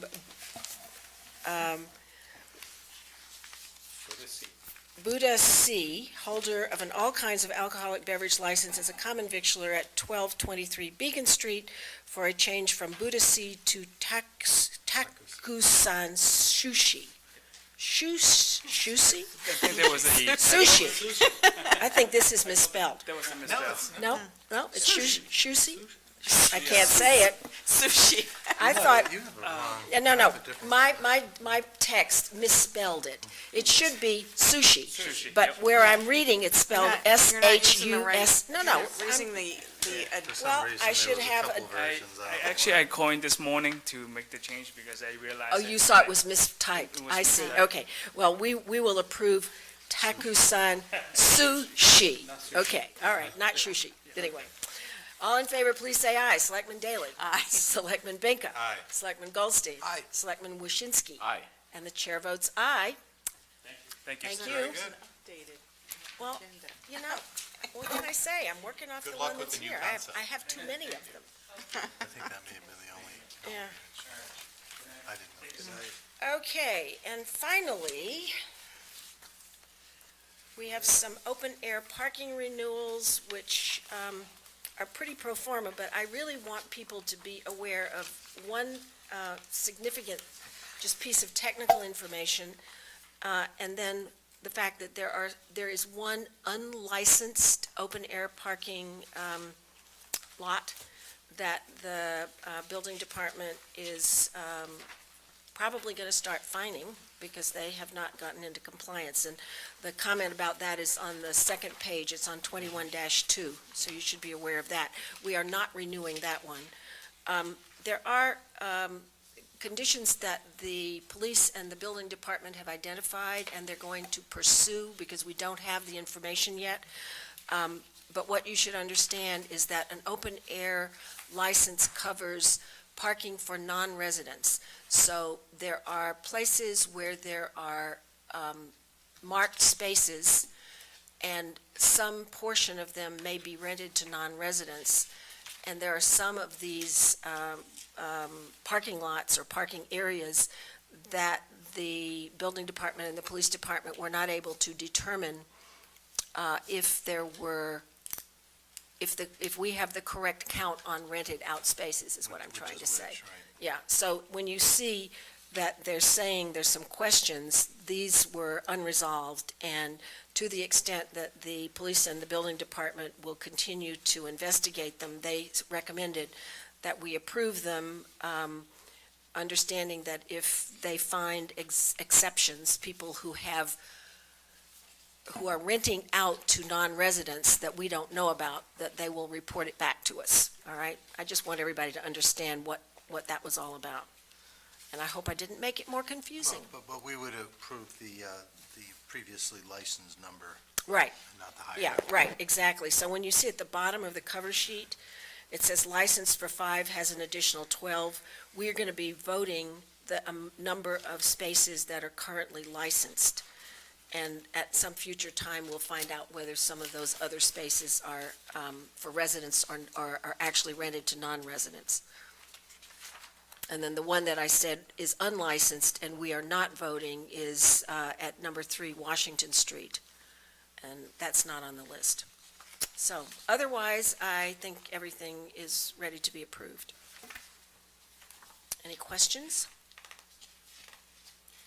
Hearing none, then I move that we approve open-air parking license renewals from July 1, 2013 to June 30th, 2014. All in favor, please say aye. Selectman Daley? Aye. Selectman Benka? Aye. Selectman Goldstein? Aye. Selectman Waschinsky? Aye. Chair votes aye. And then finally, we have a couple of appointments, and I will turn the proceedings over to the town administrator. Thank you, Madam Chairman. The Arts Commission has two vacancies. One incumbent is also looking to be reappointed. Her name is Sarah Catherine Morris. All those in favor? Aye. Unanimous. And then the Brookline Access Television Committee is, there are two vacancies, and there are two new candidates for those, and I would say, first announce Sharon Hogan for a term to expire in 2015, Aye. and Laura Nooney for a term to expire in 2014. Aye. Thank you. And I believe that concludes the Board of Selectmen's meeting for Tuesday, June 18th. And it's not even as late as I thought it would be.